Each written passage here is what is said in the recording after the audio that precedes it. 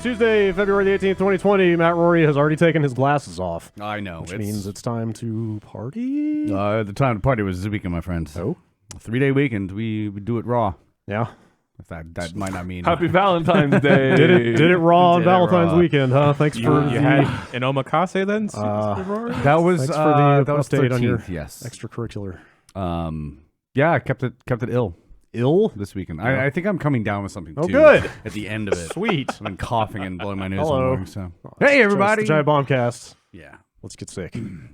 Sick. Let's do a sick podcast is what I mean. Hello. What's going on? Hey. Hi. How was everybody's?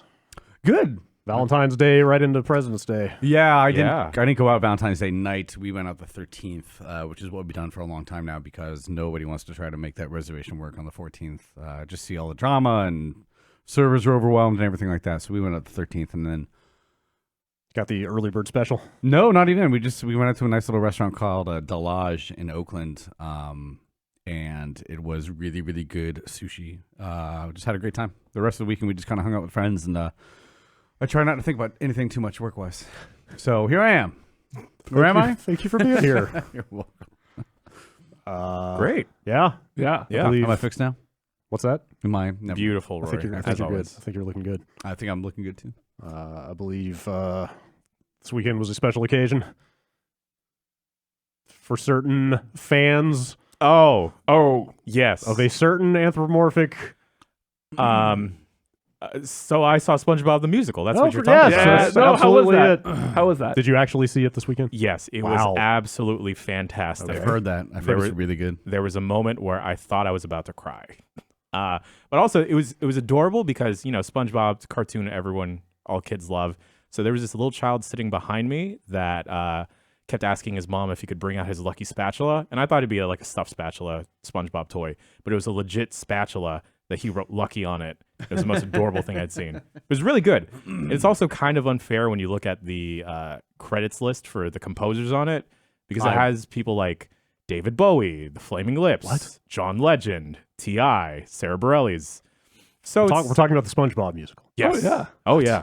And Murderer's Row. it cleaned up at like the Tonys when it came out. That was It's like 2 years David ago. Bowie's Yeah. last work or something. It must have been. Because of this musical, T.I. has a Tony. So that's awesome. He's going for that EGOT. Step I closer. think he's close to that. You He's got probably close. Yeah.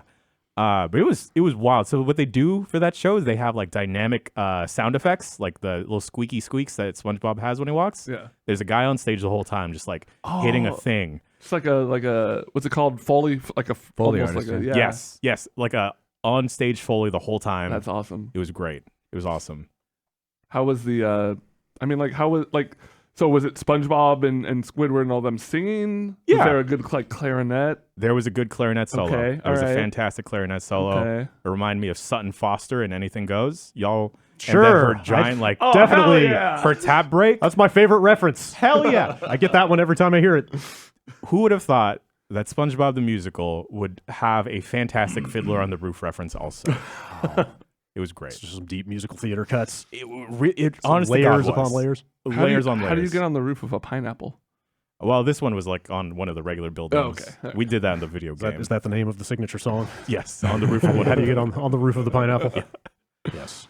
Man, you were rolling heavy with the mascot shows this weekend. Yes, because that's not the only mascot show that I watched. Yes. And not just myself watched. Uh-huh. Ben Pack. Yes. You, where'd the thing go? Where's... It's gone. We watched the Sonic movie. Oh, it's right here. Is this one? Yeah. What the... It's just the Sonic Mad Lib. We got into this in a different podcast that's going to be going up tomorrow, but Funnily enough, didn't get invited to any press screenings for this one. Really? Critically Yeah. decently well received. Last time, I guess Detective Pikachu was the last major. yeah, where I Game walked away movie. from it telling the person who was asking our impressions at the door, I had a great time tonight They when asked about the quality of the film. they were. Granted, this is a different day. Sure, Yeah, but sure, they were plenty eager to have us come see that movie. Yeah, there Didn't hear from anybody about the Sonic movie. I felt like a lot of people wound up getting a press screening for Yeah, the Sonic movie really? in this office. Yeah. specifically, Okay, yeah. so yeah, they did happen then. Yeah. We just happened to not be on the list. They listened to the podcast. I thought we spoke very highly of Detective P. Oh, different day. Yes. Okay. All right. without spoiling any content from that podcast and the movie, I'm gonna say I really enjoyed it. Okay. But then again, take that with a grain of salt because I think about the things I enjoy, and it's very skewed versus other folks. Okay. I had a good time. I liked it a lot. Also, there was a shit ton of kids watching it when I saw it. Yeah, this is going to be a killer kids movie. Like, no doubt, this is going to be something that, like, birthday parties. Oh, yeah. This is going to be huge for kids. What time of day are we talking? Did you go to a matinee? I saw it at 5 p.m. Okay. on Thursday. Oh, so wow. the day came out. Also, the person, the ticket person, the person that worked in the movie theater taking my ticket looked at me and goes like, "Man, I'm so excited to see this movie. I remember playing Sonic as a kid on the Game Boy, bro. Like, I can't wait." Yep, the classic platform that everybody associates Sonic with. I was like, "You mean Game Boy? The You Game look Boy. like you're my age." No, I'm telling you, he met Sonic Battle for the Game Boy Advance. He Was a there big actually fan. a Sonic game on the Game Boy? There was a Sonic Battle for the Game Boy Advance, which I only know from that random stream where we pulled random Game Boy Advance games out of a box. And that was only after Sega's hardware business had failed. Yeah. Do they shoehorn any Sonic game stuff into? Oh, the, do they shoehorn anything Oh, into yeah. this movie, Matt Rorie? Okay. Give me something. There was a good twist of like the Green Hill Zone theme at the very end. Okay. And it was just like, oh wow, that's very well done. Yeah. They Look at that composer. They waited till the end, huh? Yeah. Huh. They showed some restraint on the, like, will Sonic do this thing that he is famous for Okay. thing a little bit. I'm sitting here What's looking. he famous for besides speed? Eating chili dogs. Chili dogs, Really? Wisecracking, red shoes. I never watched a cartoon, so I don't know much going about Sonic. fast. Also, I popped onto like the CBS All Access app, and apparently one of the original Sonic cartoons is on there, Oh, is it the old 90s one? like the old '90s one, Oh, not the serious one, but like the fun one. Yeah. that Jaleel White. I was just voiced. about to say, this is Yeah. totally Urkel's voice, right? Yeah. And then the first episode is about Sonic and Tails reuniting this guy that's been kept prisoner in Robotnik's dungeon for like 20 years with his like long lost high school love. And I was just thinking like, wow, I watched this as a child. This is Like the incredibly- trauma of that situation totally going over your head of like Yeah. how insane that Oh would yeah, be. this guy was like, the comic trope of like covered in hair because he hadn't been able to shave and just stuck in a bird cage. I'm sitting here looking at the front of this Mad Libs. If they had not done the redesign, do you think this is the conversation we would be having right now? I think we would have had a conversation of, wow, this looked terrible, but it was an okay movie. But Sonic looks creepy as fuck. Yes. Okay. Yes, because there are things. It's not spoilers, but Sonic is pretty much portrayed as like a 10-year-old here, Okay. and as a normal 10-year-old here in the real world, he flosses the dance a couple times. Oh, I thought you meant he had good hygiene. Well, Dental hygiene. No, poor, dirty hedgehog. But he flosses a couple times in the movie, and I was thinking when he was doing that how terrifying it would look with the original design, because like he had like white paws versus white gloves. Yeah. And Do you just think the his mouth. weird teeth would be showing too? Yeah. Oh. Yeah, I think the movie would have just been a lot more forgettable if it had looked the way it did back then. Sure, it would have been like for laughs, like, oh, remember that? It looked terrible. Yeah. But as it was, it looked great. Well, I had this in news, but let's just cover it now. Okay. I'm not ready to live in a world where Sonic is apparently now going to be a cultural institution. It 'Cause it killed in the made, box office, Like right? $70 million, Wow. which is zoomed past their projections for it. Got him. I think they were predicting like They should put all that money in the casino zone. Bet it all on black. I think they were predicting like 45 million, Sure. and it's on track for like 70. Do you think that's due in Apparently, part? like record setting for this time of year. Wow. Yeah. Do you think that's due in part because they changed the date to Valentine's Day? What else is coming out this weekend? I can't name any other movies. from Yeah, it's a Sonic, so- pretty bare spot. I think there's just a lot of people who are quietly Sonic fans and don't want to admit it. Finally, A lot of kids out there too. we can be brave enough to break out Yeah. and watch our movie. And I think I like the conversation around the redesign and everything really worked in their favor. Like the fact that after they did that redesign and everyone was like, yes, they nailed it, was going to be really big for them, because if it was like, oh, they changed it and it still sucks, you know, it could have been. I think the only huge bummer to come out of this news is like what happened with that studio that had to, you know, just work super mega overdrive to reboot Sonic and then was shuttered before the film even comes out. Like, I think that's pretty scummy, but you know, it seems like a lot of FX houses suffer. Visual effects industry is well known for being shit. Yeah, similar fates. Saw Neil Druckmann of Naughty Dog out there talking about it, just going like, go figure, make a movie that is faithful to the source material and respectful of it. People come and see it. Who would have thought? True. Yeah. How do you? There's not a lot of, if we're looking at like the core like Genesis Sonic games, what source material are we really working with? I think a lot of what he's talking about was the look of the character. Sure, yes. It was just like, hey, make it look like the thing people grew up with, and they'll come see it. Yeah. And they'll like it. I think that is 100% right. Yeah. All right. Well, apparently a podcast forthcoming. Yeah, taking the spot of the after show. Some more in-depth material about the Sonic movie. We'll see if our predictions came true. I kind of want to listen to that again just because I forgot what we said. I re-listened to it this morning. We're garbage at making predictions. Don't say that out loud. Related to movies. That's our thing. Yeah. Related to movies. The Sonic movie, but everything else we're good. Specifically, Ben and I are garbage at making. Yeah, there we go. There we go. Next time you should bring in noted film critic Matthew Rorie. Yeah, no, I don't. I'll be all right. Rory, what do you think the plot of the Sonic movie was, just from the trailers? No idea. I couldn't tell you. I know there are missiles involved. Is there a government agency of some kind? Yes. Oh yeah. I didn't watch the newest trailers. I only saw like a bit of the first one. Say it. Just say it. They're introducing Jim Carrey as Dr. Robotnik, right? It's a shadowy cabal of government-like figures. Wait, is he working for the government? He is like a Blackwater kind of guy. I think he's a drone expert. Of course. And they're like, he's unhinged. We could never work with him. Remember what he did in Qatar?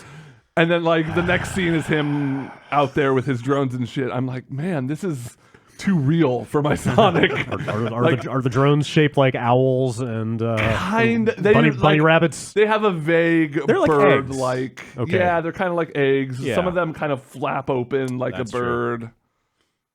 Oh, Was that in the game? He's the Eggman. The robot animals was kind of one of his things. I was never a big Again, like not a lot of plot to work off of those original games. All right. I have one more question I want to ask, but I guess I'll save it. No. I mean, it's the question. What's the question? Does he go bald by the end? That's in a trailer. Is it? Yeah. Okay. Like baldness The is look? a Sonic thing? Yeah, like, the classic Eggman look is this looks robotic. the Okay. I big- think that Sonic for a second. chrome dome, egg-shaped, giant eyebrows, Sonic bald. Yeah, Wow. I figured they've got to get him there. This is the origin story. Do you think right? a shaved Sonic would still have the big spikes on the back of his head? Do you think that's part of his those- body those or can't just be his made. hair? Those aren't made out of Pure hair. cartilage. Yeah, those are like the quills, right? If you're shaving Sonic, he loses the mohawk stuff. I don't want to think about nude Sonic any more than I already do. Well, it's a kid's movie. I You found a won't have to. podcast title. Don't knock it till you try it. Matt Rorie, Hey, thank you for being here. thank you. I'm glad I'm here. I was planning on working from home today. Yes, but then You were the MVP today. You no worries. I'm glad I subbed in on short notice. glad I woke up and saw your message. Thank you. You were going to play a game today that I was. instead made you come in here to talk about. No, it's fine. Honestly, it's not much of a. It's in a weird. Oh, it's okay. You can talk over the music. Okay. The big release last week that I think everybody's been talking about is Wolcen. Is that how we're saying it? I believe so. WOLCEN. CEN. It's a weird name. What's it? Heirs of Lords of Chaos or something is the subtitle. Something like that. That starts off pretty strong. It's a Diablo. It's a Diablo game. It is a Path of Exile. The character select screen opening thing is basically like a 1-to-1 copy of Diablo 3. It's pretty ballsy. It starts off pretty strong. You played a bunch too as well, Ben. Yeah, I played a few hours. Of what I could play over the weekend, I didn't want to play offline because, as you said, you can't take offline to online. Right. And why would I bother doing that? You also, did you ever figure out the cloud save, if the game has cloud saves? I've only played it on my... Okay. No, I think I believe I started a character here and could play it at home. Okay. Could be wrong on that one, but The big thing was that it was offline for most of the weekend. So apparently the first day they had like 100,000 people trying to play. Servers were offline, and they kept on putting out the. They'll be up by 12 p.m. noon Universal UTC time, and I'm like, I have no idea. Is that noon tomorrow for them because they're in France? And I'm trying to figure it out. It was offline till like Sunday afternoon, I want to say. You can make a character you can play online. You could play offline if you wanted to, but I didn't want to, so I was kind of just dicking around. But I finally got in there for a good few hours yesterday. It's really fun. It's Diablo 3 with a little bit of Path of Exile skill system in there. Yeah, are they bringing anything new, or is it just is it just one of those? I mean, like people seem pretty excited. Yeah, it's like we did a Steam request show last week, and like by far the most requested game was like, hey, I want to know if this is worth buying. Did we dip into that on that? We did we did a little bit. Yeah. Graphically, I would say it looks really, really amazing. That's the big part of it so far. The big boss fight you get into right at the beginning is really impressive. Everybody's huge and big. Some Warhammer ass shoulder pads and that thing. After that, you kind of lose all your armor and abilities, and you start off fresh.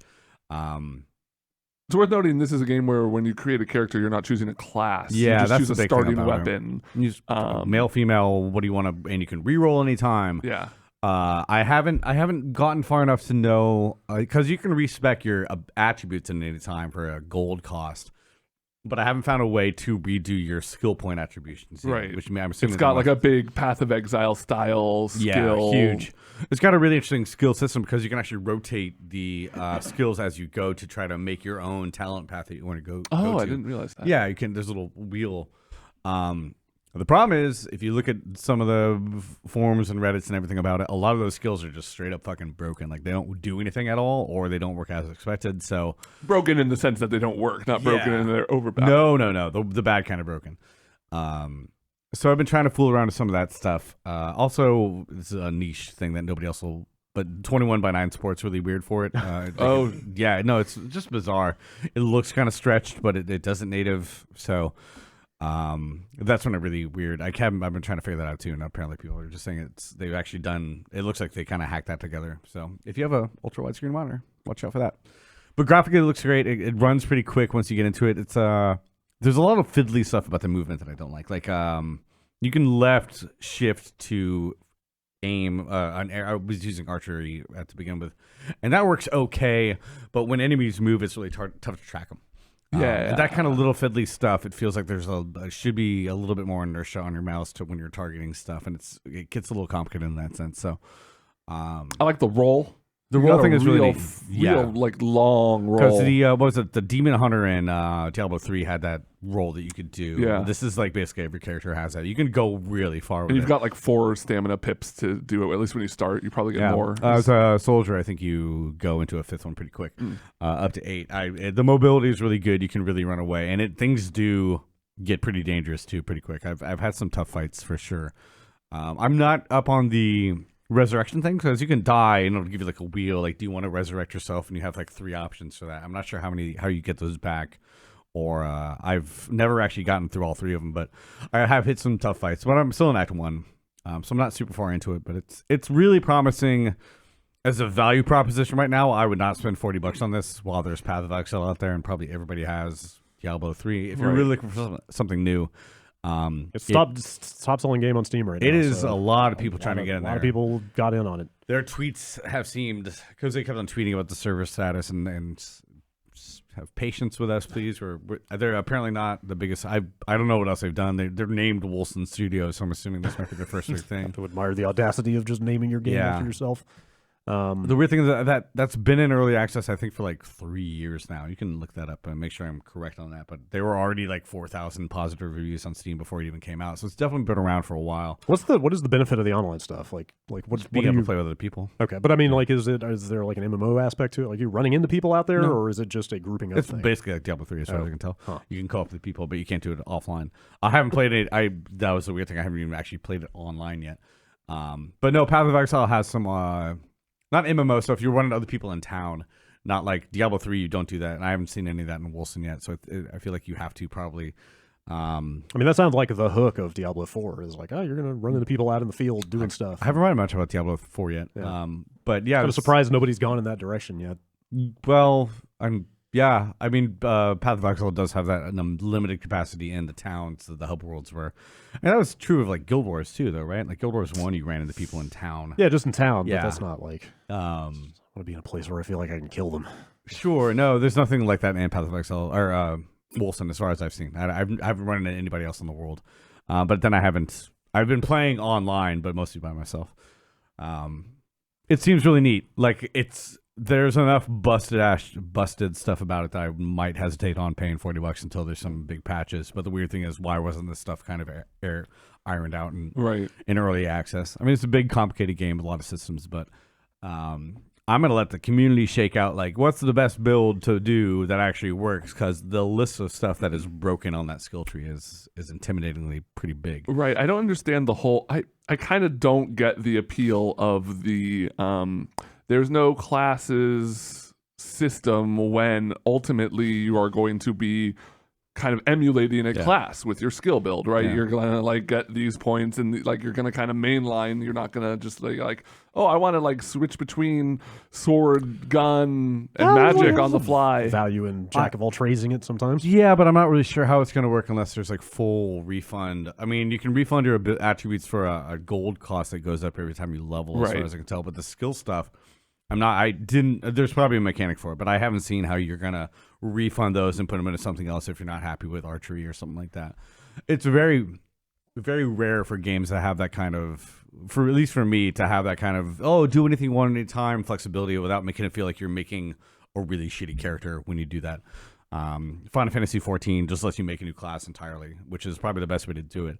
The same character, but a different class. Right. I haven't gone far enough down the road of Wolcen 2. I'm sure there's somebody in the chat yelling at me right now telling me I missed it, but I need to explore more. I tried an archer character for a while. Wasn't super enamored of the movement.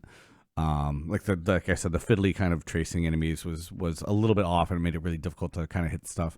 There's also no way to bind the left mouse button to just move. I think it has to be the attack button, so it's one of those things that might bug people a lot. But I re-rolled with a more soldier kind of person. I was going to go sword and shield, but the skill tree is intimidatingly big, so there's a lot of stuff to figure out before. I haven't even started to plan out like what the end game kind of stuff is going to be. Like I do with Path of Exile, I'm just going to let smart people figure that out. I'm going to keep playing it for sure. We'll probably try to record something with it this week, but for the most part, it's really fun. The parts that don't work are pretty frustrating. All right. What else y'all been playing? Well, it was a very momentous weekend for me. Huge personal accomplishment. I hit level 100 in Ring Fit Adventure. Nice. Hey. And yeah, I've just been, it's been a little while since I've talked about it, and I think I'm gearing up towards the end game of exercise. It's a weird concept, but yeah, I mean, I'll be done and like just be able to eat whatever I want at a certain point. Does it have a level cap? 999. Huh. Okay. Oh my god! I've heard it has like multiple versions of New Game Plus, like New Game Plus. I think I'm towards the end because I'm in like a boss rush. Where all the different so I know some of you guys have watched me play where like kind of at the end of each world there's like a boss fight against the big dragon. Yeah. This is like a series of those, and they're all kind of themed around like this is the yoga zone, so it's all just like do the chair pose for an uncomfortably long time. So you're just like standing there with the thing in the air, or do the tree pose or whatever. This one's like do 150 squats in succession. And then you have to do like the big fight afterwards. Sure. And I don't know. It's a game that it's still to this day. I hit 55 days played. It tells you at the beginning, like this is your 55th day or whatever. Still 50 plus days in, it's like introducing new mechanics and stuff. I'm just constantly still blown away by this game as both a tool for exercise and as an RPG. I mean, it is the 7th best game of 2019? Yeah, and 8th? Yeah, Or something like that. I'm going to say it's in the 7. top 10. But yeah, it's got like lots of different systems, still. Do those boss battles wind up being just as long as that one you did on stream? They stay around that length. Okay. The levels leading up to them can get longer, which is like awful because you're going through this whole thing and you know that there's going to be something at the end. They've really increased the difficulty where you as you play are collecting ingredients, and ingredients can be combined into different smoothies. And smoothies will have effects like healing properties and stuff, but they'll also have like passive bonuses, like all your leg attacks are going to do more damage, or you can so skills will be on cooldown. So like if you do, like the main way of combat is you do a thing like a skill, like do like 30 frontal presses where you're pressing the big ring in as far as you can and holding it for a little bit. And that'll normally go on cooldown for a few turns, but there's smoothies that'll snap it back in. So like if you really have to start thinking about it and kind of knowing, like I have like 40 different smoothies with different effects at this point, and I'm having to manage my health recovery. Like it's honestly like it's not like, Persona level or whatever in terms of its possible intricacies. But it's got a fairly robust RPG system in there that, like, you can tell they put a lot of time developing this into more than just like, how can we make a game that makes you exercise? It really feels like they kind of went above and beyond to try and make a game that is good first and then introduces exercise as the mechanic, right? How can you cheat? I'm glad you asked. So, Because I want to make you experience. I don't want to get fit though. I'm in peak physical. Of course. I mean, there's You just- sometimes you just want to lay. You just want to lay out the power pad, get down on your knees, and just hit the things as fast as you can. you are the only one of us who takes his shirt off on stream. So It's true. It's too intimidating when I do, so I try not to do it very much. I thought about it once, but then you did it. I'm like, you're like, no, man, I got to get at least 50 more days of ring fitness. That's a tough act to follow. I'm sure people have worked out a way to like Totally. Yeah. And there's like sometimes where I'm like, I've been at it for 45 minutes and I can see the goal there and I just don't have it in me where. So like it's the motion sensing stuff is twofold. There's the ring, which has one of the Joy-Cons in it, and then a leg strap that has the other one. And the leg strap is kind of measuring all your like squats or running and stuff like that, and the ring is measuring like arm movement. And I pretty, a couple weeks in realized, like, if you just kind of tilt that Joy-Con that's on your leg up a little bit, up and down, mimicking a leg going up and a knee going up and down, it kind of hits that run in there. So, like, and I mean, like, you have to justify that stuff as like sometimes you're in the gym or like I imagine myself when I'm playing this game and I'm struggling. I imagine myself in like a workout class, right, with like 30 people and an instructor yelling. And if you do 27 of the reps and you just can't do 28, 29, 30, it's not like the instructor's gonna walk up and like smack you in the face and be like, you're banned from the gym. Like I think you have to have realistic expectations. And the game is one of the best things the game does is it's constantly like, take as many breaks as you need to, keep drinking water. Like, as long as you're doing any of this, it's consider it a victory, right? Because that's how you have to approach exercise. It's like you can't be like, oh, I missed a day, I'm fucked, and I'm never going to do it again. You're only cheating yourself. When I go to the dog park, sometimes I'll take my Fitbit off and put it around the dog collar. No, I take it back. I get a lot of steps in at the dog park. I'll tell you that much. This Fitbit says somebody's been a really good boy today. Not to pry too much, but have you been tracking your progress? Yeah, straight up totally. ask if you lost any weight with it or whatever. But like the weight stuff's been up and down. That'll mostly jive with how my diet's doing. But a couple of weekends ago, like I went back home to help my parents move some furniture out of the house, and I was really dreading it. But I got there That's and the like worst. That's the fucking worst. It's furniture moving. just leave it there. Just gotta lift with your knees. And honestly, like I went and I squatted down really far to get the bottom instead of like bending with my back, and I you got lifted the up. form now. Yeah, man, and like I just like picked something up and I was like, oh, I thought this was gonna be a lot. It's still a miserable day of moving stuff, but like I lasted way longer than I thought I was going to. And like, yeah, I mean, my partner says that there's some like light muscle definition. I was talking to Dave about this though, and he was telling me he's a little more knowledgeable about fitness that you're not going to see. Like, the one thing the game can't really do is help you just straight up build muscle. Yeah, sure. Because you're not, I forget the term he used, but it's something about like, if you're lifting a 25-pound weight, your muscles know that 25 pounds is more than it's used to, and blah, blah, and that's how it like breaks and repairs itself. But like, if you're only pushing against yourself, like, it'll help you tone. And It was get just like a definition resistance thing as opposed to Yeah. like weight training or whatever it is.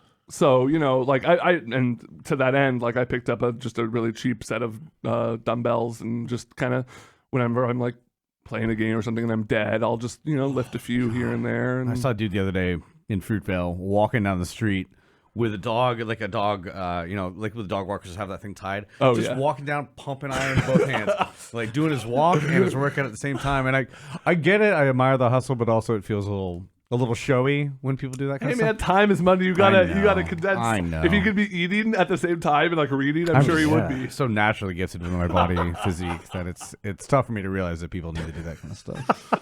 Yes, us mere mortals have certain considerations. But I'm curious, what's you're doing this like pretty regularly, right? Yeah, almost every day.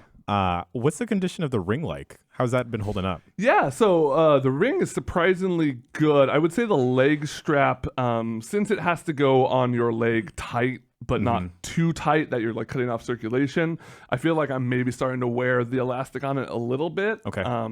My partner just started it up this weekend, and I was kind of like watching and trying to think back to when I first started using it. And yeah, definitely I find myself like having to pull it a little tighter every few sessions. But the ring itself, that thing seems really built to last. And if they're serious about having, you know, multiple new game pluses, I'm kind of interested to see if I can break it. Right? That's a weird eventual goal. Is like become so fit or gets to enough that like you just crush the ring. Here we go. But like it has like Achievement unlocked. you've destroyed your $80 piece of equipment. They will gladly sell you another one. Can you do any 2-player stuff with this? Is it only one ring at a I time? think it's only one player at a time.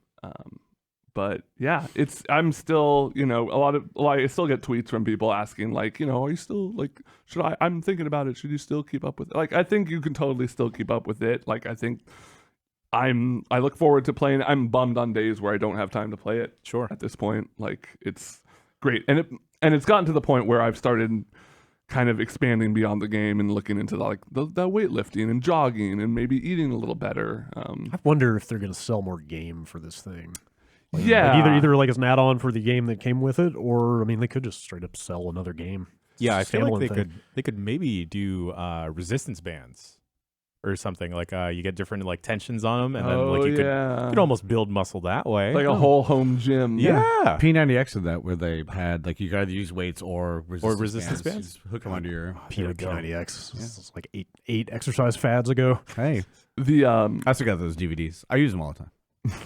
It shows. I know. the mini games in there kind of make me, and I think I said this on a stream before, but really they would never do it because you would already have to have the game to do this. But if they did a like a WarioWare with the like ring con and leg thing, I think could be really fun because there's like I was showing you the Squattery wheel, Right.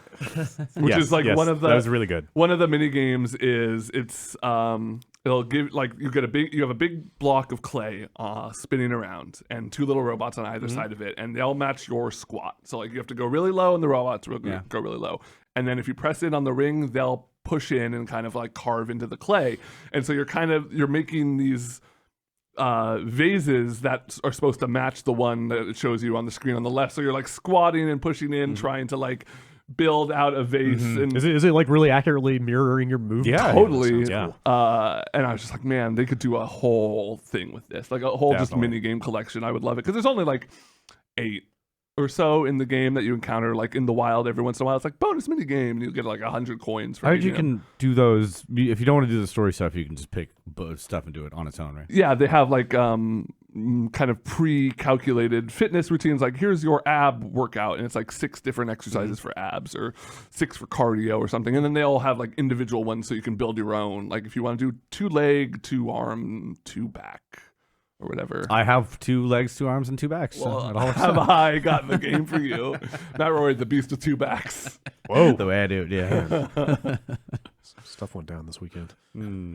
Jan, Yes. I understand you have a Pokemon update for us? Yes. So Pokemon Home came out last week, and God, it was such. Yes. I completely understand with the launch of any type of new service, there's going to be a lot of roadblocks and little speed bumps along the way. But since all that had gotten semi-ironed out, Pokemon Home is still a very, very hard service to recommend because of how fucking cumbersome it is. Even the free tier? Even the free tier. I don't know why I wound up being a sucker and buying the year-long plan, even though I don't have a 3DS anymore, and like I don't have any extra Pokemon to transfer in. You might. I might. You never know. But I'm a fucking idiot, and I went in with it anyway. But What is it a year? $15.99 For the whole year, right? for the whole Okay. year. Yes.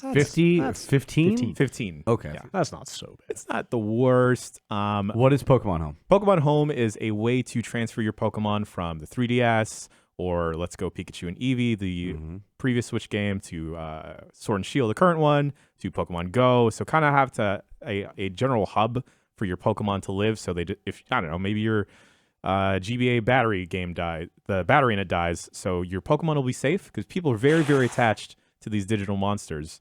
And there's a whole friend system and everything, and a way to randomly trade Pokemon.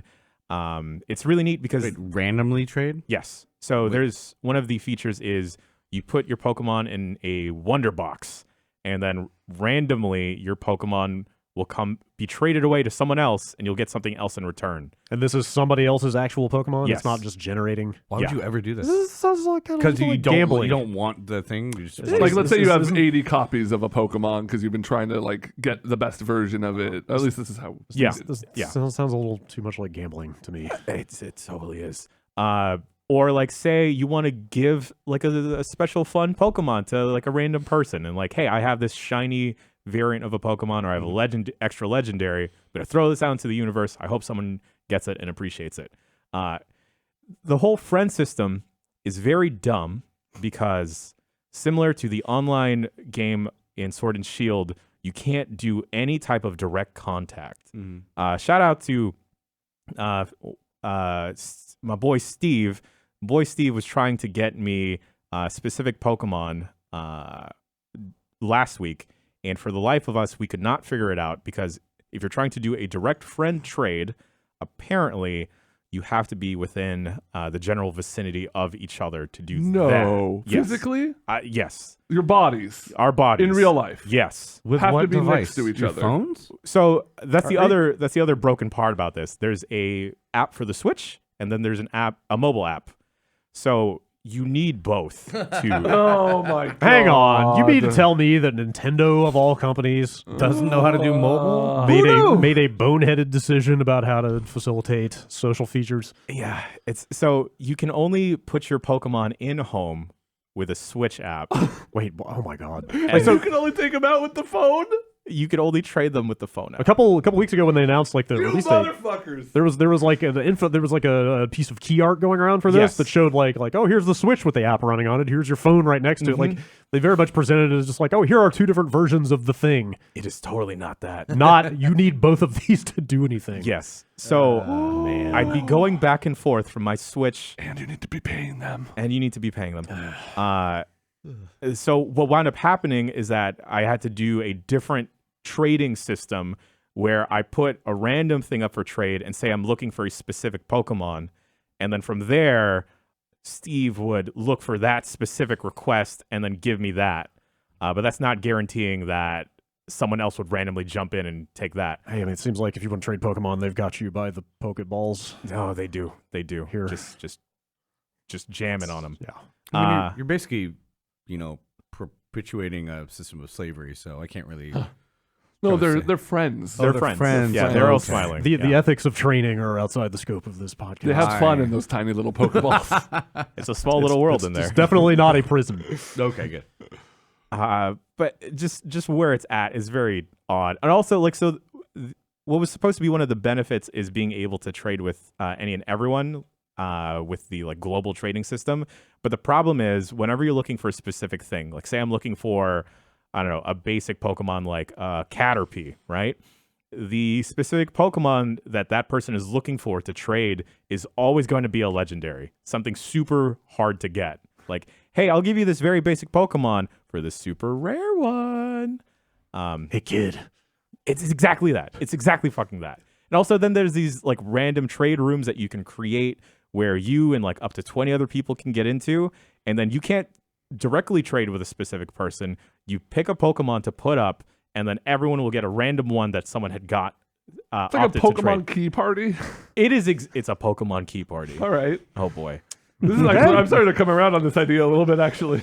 Oh boy. It's just really hard to recommend this. Sorry, I need to back up a little bit. Do it. You need to be in the same room as somebody to trade Pokemon with them. Apparently to do direct trades with friends. It's ridiculous. You can do that in Sword Shield without, right? You can do that in the But if you paid them for the privilege of hanging out with your friend. What the fuck? Yes. So the only reason I guess you would want to do the phone in-person trading stuff is Pokemon that aren't available in Sword and Shield. So say I want to trade you my what's a Pokemon that's not available? My Cyndaquil, Ben. Yeah. We'd have to be in the same room. Right. Because it's not available in Sword and Shield. Sure. That's Yes. the whole Sure. The whole thing about this service is like it's the fun and convenient way to have and trade all your Pokemon in one place. And if that place is your house and or your friend's house. Yeah, it's fucking weird. Or, And you know, like like a damp back alley or... pulling like the link cord out and everything. It's a weird service. I don't necessarily. I mean, if you want to like digitize all your Pokemon and have them live somewhere safely, I guess if that applies. So to you. they'd be like digital monsters? Is that what you're... Oh no. So the difference becomes between something else. the free and the premium tiers is number of Pokemon. So with some of the different trading options, the Wonder Box you can only have 3 if you're on the free tier versus 10. You can't create a trading room, so you can't create a Pokemon key party if you're free. But you can join one? You can join one. Okay. Yeah. I think the free tier you only have access to 1 box, so that's you can store up to 30 Pokemon versus upwards to 600 or 6,000. 6,000, yeah. Yeah.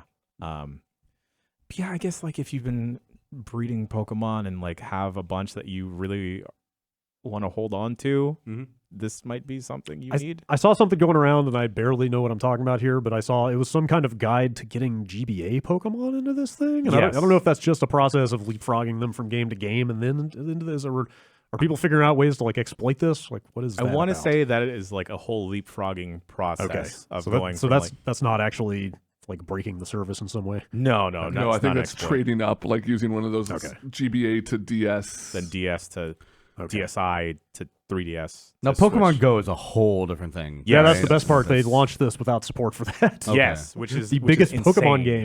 game. I haven't seen any word of when they're planning on releasing Pokemon I Go think support. the messaging was just like later. Soon. Or- Yeah. Which is a bummer because I have a bunch of stuff there that I'd like to move into Sword and Shield. Okay. So the last thing about Pokemon Home is if you're trading in Pokemon from Let's Go Eevee and Pikachu, that was a very pared down game, right? A lot of the Pokemon didn't have abilities or anything.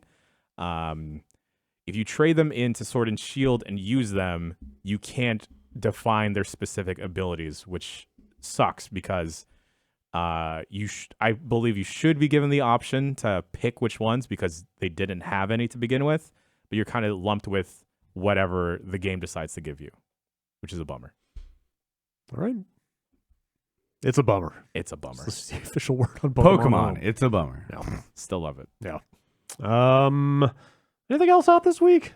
Still in this kind of period of doldrums. Yeah. I feel like as I click on my 2020 in video games week link. Everyone's just looking forward to March. Yeah. And a little more. Yeah, like I spent a bunch of time on Friday before? playing an upcoming release that I can't Oh. talk about yet. That I am way more excited about now than I was before I went to play it. But we can't say anything about that until next week. So, still playing any more Grand Blue? Yeah, playing a bit more. I'm sure we'll have more to say with Jason and Jeff back in. The one thing I will say about it now is I I found the story mode of it surprisingly fun to play. Just kind of it's like a beat 'em up in the guise of it's a fighting game mixed with a beat 'em up. You know, you're fighting a lot of like just normal enemies and stuff, which is pretty cool. And the way they kind of dole out characters to you acts as an extended tutorial. So I think that this game, well, I don't have to think this game is going to do really well. That already I saw in its first week outsold any other fighting game in the past decade in their first week in Japan. Wow. Oh, okay. I was about to say, like, I barely have. Yeah, heard it's of not Granblue. even out here yet, but it's way more popular in Japan. Like Japan is like the market where Granblue started, right? Yes. Okay. Yeah, it's definitely like super popular there. So yeah, it'll be a big deal for them. You guys excited about the forthcoming release of the brand new chess game, Dota Underlords? What is that? Wait, Not has that not been out It's yet? coming out next week. It's You know, coming out. Has not been out all this time. Yeah. Oh. I'll dip back into it. Yeah. I haven't checked it out since Game of the Year last year. Okay. Yeah. So Same here. I'm sure the game is completely different now. Right. Of course. They've changed Yeah. it 6 more times. Yeah. No. Teamfight Tactics is supposed to come out on mobile finally, I think. Okay. Also, and I might give that a shot over Yeah, Dota I'm gonna Underlords. check that out. They also announced Magic: The Gathering Arena will come to mobile sometime this year, apparently, which I am really curious to see how that plays out. Because I don't know, you've seen me play it. It's very. You have to be pretty precise with what you're doing on the screen. Yeah. And seeing all the card text is really difficult too on a mobile device. So I assume they're paying people a lot of money to make that work. And I hope it'll be fun because I'd love to play that game on the go. But I'm really curious to see how that works because something like Hearthstone you can do pretty easily. Magic seems way more complicated than Hearthstone. So, but hey, Magic: The Gathering Arena, one of my games of the year from last year. Do we want to give a quick shout out to the coin game? Yeah, I guess. Coin game is kind of amazing. Yeah, so coin game's on Steam right now. It's like $7. Yeah, I didn't even think about that because I didn't play it anymore after that stream. Although maybe I should have. It's So yeah, but like everything we played of it is up on the site if you want to go watch that Steam request show. yeah, it's like a weird like arcade simulator. Fucking $7 carnival game. It's like you want to go to the county fair in a video game. And Yeah, they're- but they've got like the coin arcades, robots. They've The got coin laser game is your game. tags. Yeah, yes, they've got laser tag. there must be something underneath the surface there, like some kind of Yeah. They water said they're through. adding a survival mode, I which I'm really definitely- curious to see I what that definitely means. had a weird feeling of skeeziness the whole time I was Yeah. playing. It's like, are they mining Bitcoin underneath this thing? There's or some like, kind of security closet you can go into where you find out that Yeah. everybody's they're just making pornography. It's weird. I mean, like the way they talk about it is they wanted to create a authentic arcade experience with like realistic physics on the games, and it's I didn't play it. Brad, And it like takes place in playing this it, open but- world where you can walk Yeah. outside of the arcade they start you in, and then it's just a It's really weird. It's a deserted town full But you of can take arcades. a limo to like Yeah. other arcades. Yes, the party is in the limo that takes and you. everybody's goddamn security robots. It's Yes, the entire yes, everybody is population. this weird, and also you can Except for pick people you. up and You have throw a them human around. form. Yeah. Oh, yes, I you would certainly check do. it out. At least go to the like watch our coverage of It it. seems like at least $7 worth of nonsense. Yeah, it's baffling. It was kind of taking me back, but it was like unsettling me and nostalgia tripping me at the same time. It introduced me to a whole hell of a lot of like ticket games that I've never even yeah. heard of before. Oh, like what? Like that weird block stacking Yeah. one. Oh yeah. Um, That's big. You've never done the coin pusher either. I've seen that one. Okay, at least. okay. I'm trying to think what else. Like there was the one with the little circular like racetrack thing where Oh, you're trying to yeah. stop. What else did we play in there? Oh, this sounds like a fun time. I might have to check this out. We did the bumper cars. Oh, that's and you right. hit You that weren't guy. there that day. You Oh, did no. hit that guy Definitely, really you hard. should check that thing out. You hit a guy with your bumper car so hard that he dropped 5 ride That's tickets. right. out. He dropped. Wow. Yes, I knocked a guy's ride pass out of his hand, and then I jumped out in the middle of the bumper cars and took his ride pass. They're gonna build that up slowly until it's like real money poker online. The thing, Because nobody's ever Oh, that done would make before. a killing with kids. I know. Me too. the thing. Oh, me too. I don't know what that means. You're right though. That thing is just uncomfortable enough that I feel like it's a front for something, and I'm not quite sure what. It's really neat though. There's got to It be is. money laundering involved somehow. For sure. Is there animatronic suits? Oh, like a Chuck E. probably. Cheese? We didn't Kinda. really. We only went to like a couple of the arcades. I wouldn't be surprised if there are full on like, but they would look more like the Five Nights at Freddy's guys. Yeah. than Oh, yeah. Chuck- Yeah. actual Chuck E. Cheese. It's weird. It's weirdly creepy in some Okay. way that I can't quite put my finger on. If you've got some time to kill, then $7 burning a hole in your pocket. I do. The coin game is maybe not the worst way to spend. All right. a few minutes. All right, with that, I think that's the games on this relatively slow release week. Why don't we take a quick break and come back and talk about some news?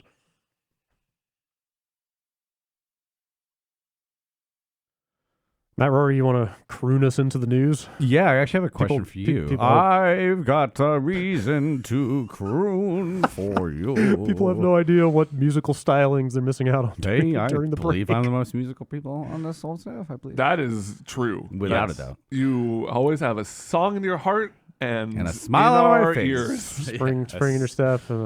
Brad. Yes. Delivered today, according to this Amazon app I'm looking at. Uh-huh.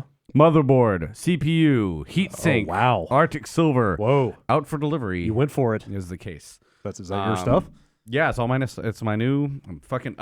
You're gonna love this. Look what I woke up to. I'm gonna show you an image real quick. That's an image of people eating wings. Delicious. One of the things I was dealing with this weekend was, and this won't play very well for anybody but you. Great. Here's Perfect that audio error. content. The error message I got. Reboot and select proper boot device or insert boot media and selected boot device and press any key. So something really has been really fucking up on my PC for a while now. What my question for you was, I have all these stuff put together. I have an extra M2 drive. If I just download Windows and install it, I can use. Do you think I could use my existing Install? Install or Probably. my M2 just ported over directly to the new motherboard?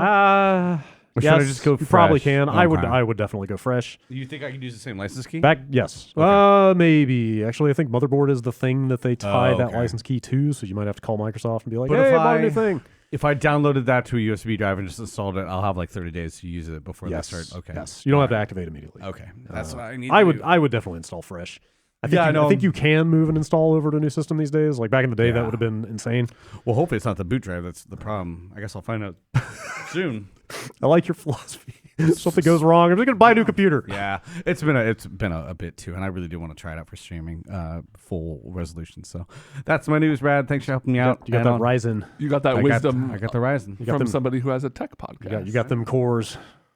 It's both physical and logical. Threads. That's what I Threads.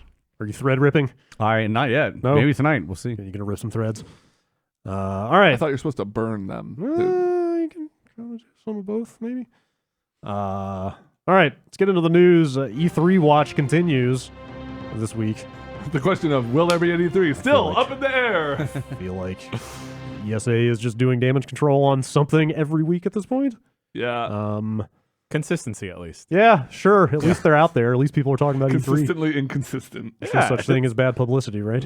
Sure. In fairness, this leak that got out doesn't seem like it was ready for public consumption, but I think it was their fault that a partial list of exhibitors got out last week. Yes, on some another unlocked down Yes, link. on some website that they did not have protected, that they didn't want to be live, and yet was. Didn't they just recently, like within the last couple months, say like, do not worry, we have taken all steps to make sure we are secure for 2020. To be fair, at least this was nobody's personal information this time. It was just a list of exhibitors, but it was a pretty short list. Corporations are people too, It was, Brad. yes, of course. Corporations such as RDS Industries, makers of my Switch case, who are one of about 15 companies on this list. Wow, not a complete list. Yes. So it wasn't, but it got out there, and like Nintendo's not on it, Microsoft's not on it, obviously Sony, everybody knew that, but like this got out there, and people were like, "Huh, is that what's going on now?" What are we? 4 months, 3.5 months away from June, months, Early June? 4 months, Early June, about 4 months. 3.5? second week of June. ish. So like Activision, Bandai Namco, Bethesda, Capcom, Epic, Sega, Square Enix, Take-Two, THQ Nordic, Ubisoft, Warner Brothers. Those were the big companies on this list. But yes, people were kind of flipping out that such companies as Nintendo were not on here.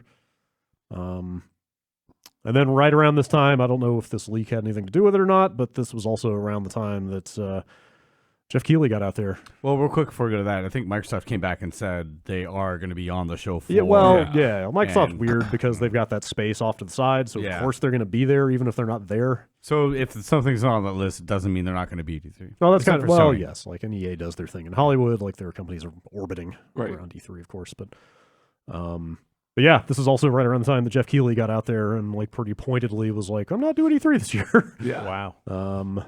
Gotta say the phrasing of this whole thing sounded a little weird from him, like somebody had died or something Some like of that. it is like pretty blunt. Yeah. I'm gonna have to say. While I want to support the developers who will showcase their work, I also need to be open and honest with you, the fans, about precisely what to expect from me. And let me not do that at all. I have made the difficult decision to decline to produce E3 Coliseum. For the first time in 25 years, I will not be participating in E3. It sounded kind of like when somebody's mad at you and says, you know what I'm mad at you about, but you have no idea what they're mad at you about. I'm sure he has a lot of behind the scenes stuff going on that he can't talk about it, but it was a very vague booky kind of thing. Kind of, and then he was out there on Twitter saying some, and he gave comment to different outlets like Polygon, and he's also been talking pretty candidly on Twitter. He told Polygon that he wanted to let people know what to expect or not before the ESA starts selling tickets. Good. And then somebody on Twitter asked him if he would be there at all. He said he's quote still figuring out plans with YouTube for this year, and said, I just don't really feel comfortable participating given what I know about the show as of today. Yeah, Ooh. like I said, I really want to know what he's talking about, and I have no idea what he means. Yeah. It's a strong statement in a way that he's definitely not going to Totally. be there, but also like, shit, is there something we as other journalists should be worried about? So too, I mean, or- like what he was doing, those kind of. I mean, famously, he did the talk with Todd Howard and Elon Musk. Oh yes, banner moment in E3 history. But like he was doing that sort of stuff, right? Like Yeah. those kind of like developer insights and kind of a keynote speaking Yeah. almost. So you have to wonder like. Did he not see an opportunity to have an interesting lineup of guests because people weren't going to be there? Like I'm sure there's a lot of factors that go into a decision like this. He gave a quote to GamesIndustry.biz that I think is pretty wise. He says, I think E3 needs to be more digital, global, and inclusive in its approach to connecting gamers and celebrating the industry. Sure. It's not really about who buys a booth on the show floor. Anyone who participated in the Game Festival on Steam around the Game Awards probably has a pretty good sense of my vision for how we bring the world together around games. I think that was the thing where you could play a bunch of unreleased games on Steam for like a weekend, I think it was. Oh right, yeah, Remember? yeah. Last year, it was like a dozen games. There was or some like more. cool demos and Yeah, stuff. that's Yeah, what it like I was. think we played some of that stuff on Extra. Is the feet? No. I can't remember what the games were, but like, Skatebird was one of them, wasn't yeah, I it? believe Skateboard was part Yeah. of that. Yeah, like it was. I mean, that is the shit people should absolutely be doing, especially Totally. with like streaming starting to be a thing. Because they're pushing this as like I think Jeff kind of has called it like another PAX, right? They're trying to make this more of like we got celebs Yeah. and cool Yes. kiosks and should it's be- also like some of the this might be the next story, but the prices have started to get out there, right? It's like $165 for a I 2-day think that's yes. the gamer pass, $165 for a gamer badge, which is a 2-day thing. which PAX is like $225 for 4 days. It's and then double the 165 for food. right, right. You hang out at the Galaxy Court. Yeah, get some, I love some that. mediocre pizza. Have you actually eaten at the Galaxy Yeah, Court? yeah. Really? I have to. Never had time to like hang out in the line and actually get food. Always had to I run had one time when to it a was meeting. a really short line, and I just got some. I don't know if it was like a hamburger or something. It was I had a perfectly fine. business lunch there. Yeah. It has to be mentioned that he also has his own vaguely competing show, not E3 Yeah. style, but he would probably love to get some more clout for the Yeah, game, like Game Awards is like a legitimate force now. Yeah. As of last year. The They thing. showed off the new Xbox. Yeah. Yep. They I sure mean, did. I don't think he has the kind of clout to make another E3 a thing, but if he can, and they're so far Well, apart. it's not trying to be that. you Sure, I know. Like, But it's so far apart that it's still a little bit of the thing where if he can, no, I'm not maligning anybody or trying not to, but there's a certain benefit to him to having E3 be less exciting and have stuff happen later in the Sure. year. So. Or even, yeah, I mean, if E3 was to go away, that kind of creates this vacuum of like, well, something has to be there. Also, maybe with the benefit of the Game Awards being a single night versus 3 to 4 days of being in LA. Also, that like a company just shipping their assets versus like shipping themselves over Sure. could be beneficial. Yeah. I respect the statement. I think that he could have been a little more clear about what exactly is he talking about. If he's worried about security or like online information getting leaked out, I mean, that feels like something he could have said straight up. Like, I don't think they're doing a good job protecting people who are going to attend this event, not just journalists, but maybe everybody at this point if they have a million names on a I think he register. knows he has to play nice with the ESA. Sure, yeah. Yeah, I think he's absolutely right about like the digital pathways to just get games into people's hands. Like I wish people were pushing more in that direction. Yeah. at It this just point. sounds like there's more behind the scenes that he can't or Yeah, can't or that's- won't yes, talk about, yes, which I'm that- really curious I about. mean, E3 kind of like was this. It was a weird, cool global thing before. Like as a fan, as somebody outside of the industry, E3 was like everyone is getting this information simultaneously, and then like the cool stuff would be like, and you can play the demo right now, right? Like here's the trailer for a game, and you go play the demo, and then everyone's on the message boards or whatever talking about it and stuff. And then these past couple of years, they've started to try and make it. Really, like them using the word FOMO in an official press release is maybe the most disgusting thing I've seen. Like they put out another release in the wake of all this, which I'm sure they just kind of I love the way they write those releases. They always sound so like ebullient and reimagined. upbeat. E3 will delight fans and showcase what's next in interactive entertainment. I can announce now that Giant Bomb will be at E3. Yeah. Yeah. Whoa. Let's not get ahead of ourselves. Yeah. Actually, I'll give them credit. They didn't use the word activation a single time in this press release. I will use it multiple times So- at E3. But they did say that E3 2020. Oh, I'm sorry. I forgot to mention. Apparently, E3 has a new name. Oh, What? E3 2020. Everyone plays is what they As long as you shell out 165 for a gamer pass, apparently what they're calling the show this year. But they did. everyone pays. They did mention will feature special guest gamers, celebrities, and digital programming on the show floor. What celeb do you want to run into at E3? Sonic the Hedgehog. yeah, okay. Kanye. I'll take that. Kanye. Jam. I feel like Kanye must have been to like He must have. half a yeah, dozen E3s it at was this a point. big deal that people saw him. Like I think it was my first E3 there. I don't know. I want to see like The Rock for whatever reason. Okay. I was thinking Yeah. The Weeknd. I don't know why. Oh, The Weeknd. I really liked you in Uncut Gems. Henry Cavill. Yeah, yeah. The See, ultimate yeah. gamer. We'll see Henry He's Cavill. a gamer and a celebrity. See Henry Cavill hanging out and playing Man. Cyberpunk. Has to be shirtless though. That's right. That's my caveat. You in too. a hot tub. yeah. You too, though, Rory. I don't want to compare You want me to, like, who's the trash. real you know? one? Yeah, Sure, it's hard to really hard to tell them apart. Honestly, like twins. When was the last E3 you went to?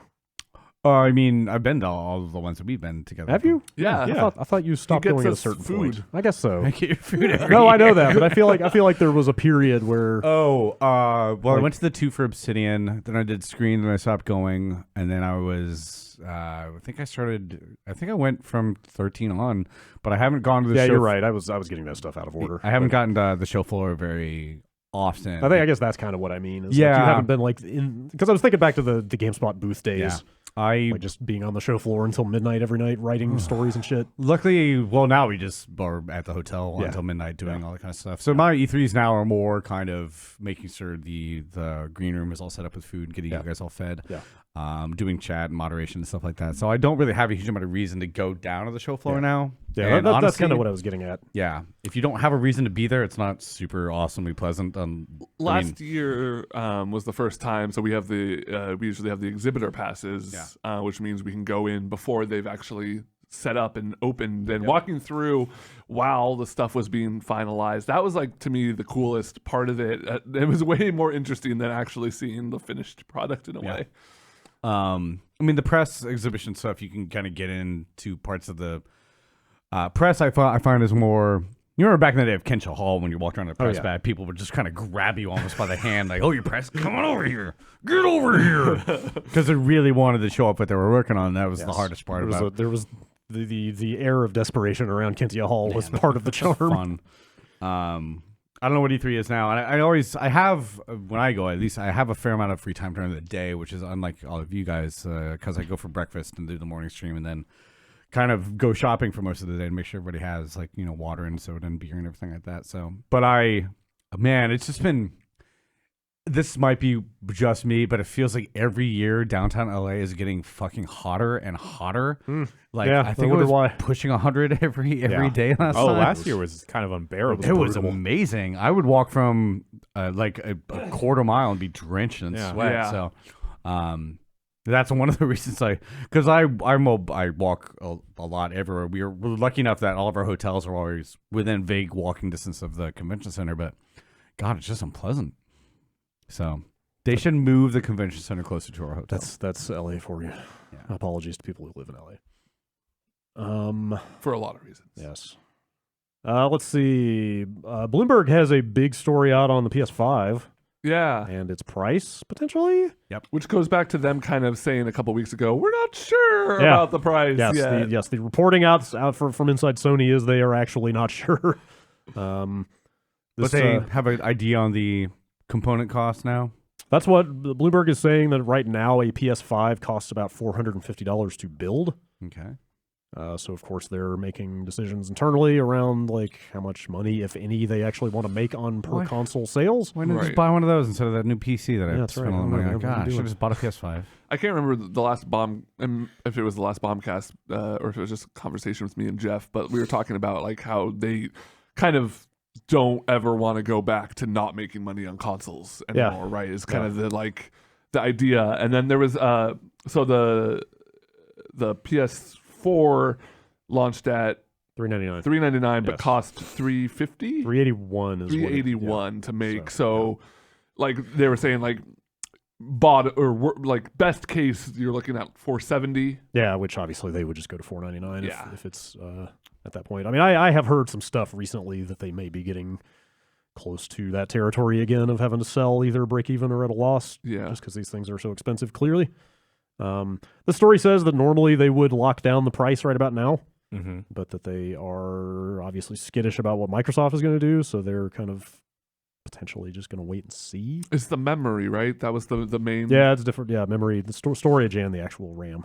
Sounds What like is are both supply constraints right now? Oh, supply constraints? Like Yes. they're not making enough of it? Well, not or yeah, stuff's expensive. When is that event supposed to happen? The There, February? no announcement. No yet. announcement? Yeah, I don't know. It's Everybody said- everybody. Everybody seems so sure there's going to be a February event. Yeah, well, that's And- what they did last time. Hmm. The PS4 was, I think, unveiled by now. Still waiting on that email. Last time around. Yep, those invites will be coming any day now. I'm sure.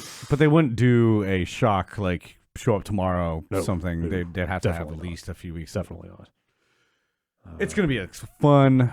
I'm really It's like this weird feeling of Getting jammed tension up. I know. I with like these it. things. I like it. I want to see who wins. Like everybody's like they're staring at each other, just like waiting for somebody to go first. You know, Yeah. it's just this weird game of chicken going on right now. There's some interesting stuff in here.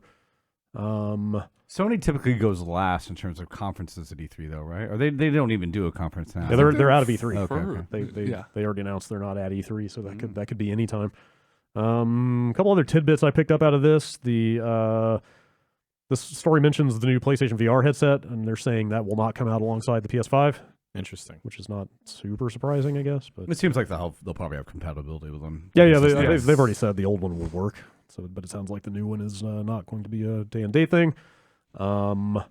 It says they're spending more on the cooling system this time, which is God, thank fucking God. seriously. So all the complaints I hear about the PS4 Pro is that sometimes the fans are louder than the game itself. I've said it My before. regular has that. Yeah. I've said it before. I traded in my launch Pro on a newer Pro because it was so goddamn loud. Like God of War made that yeah. game sound like a Yeah. jet engine. Yeah, it's terrible. Console. So this says they are where's the figure? It says they're spending a few dollars per unit on the cooling solution now instead of less than $1, which is what they would Hey. usually spend. So certainly nice to hear that they're thinking more about that stuff. And then there's a bit toward the end here. I'm trying to find the actual quote that kind of implied. Here it is. Many of the games launched for the PlayStation 5 will also be available to play on the predecessor machine. Predecessor. What? Yeah, so like that sounds like basically the same thing Microsoft is talking about of like games are going to be playable on the Xbox One X and the new one for a while.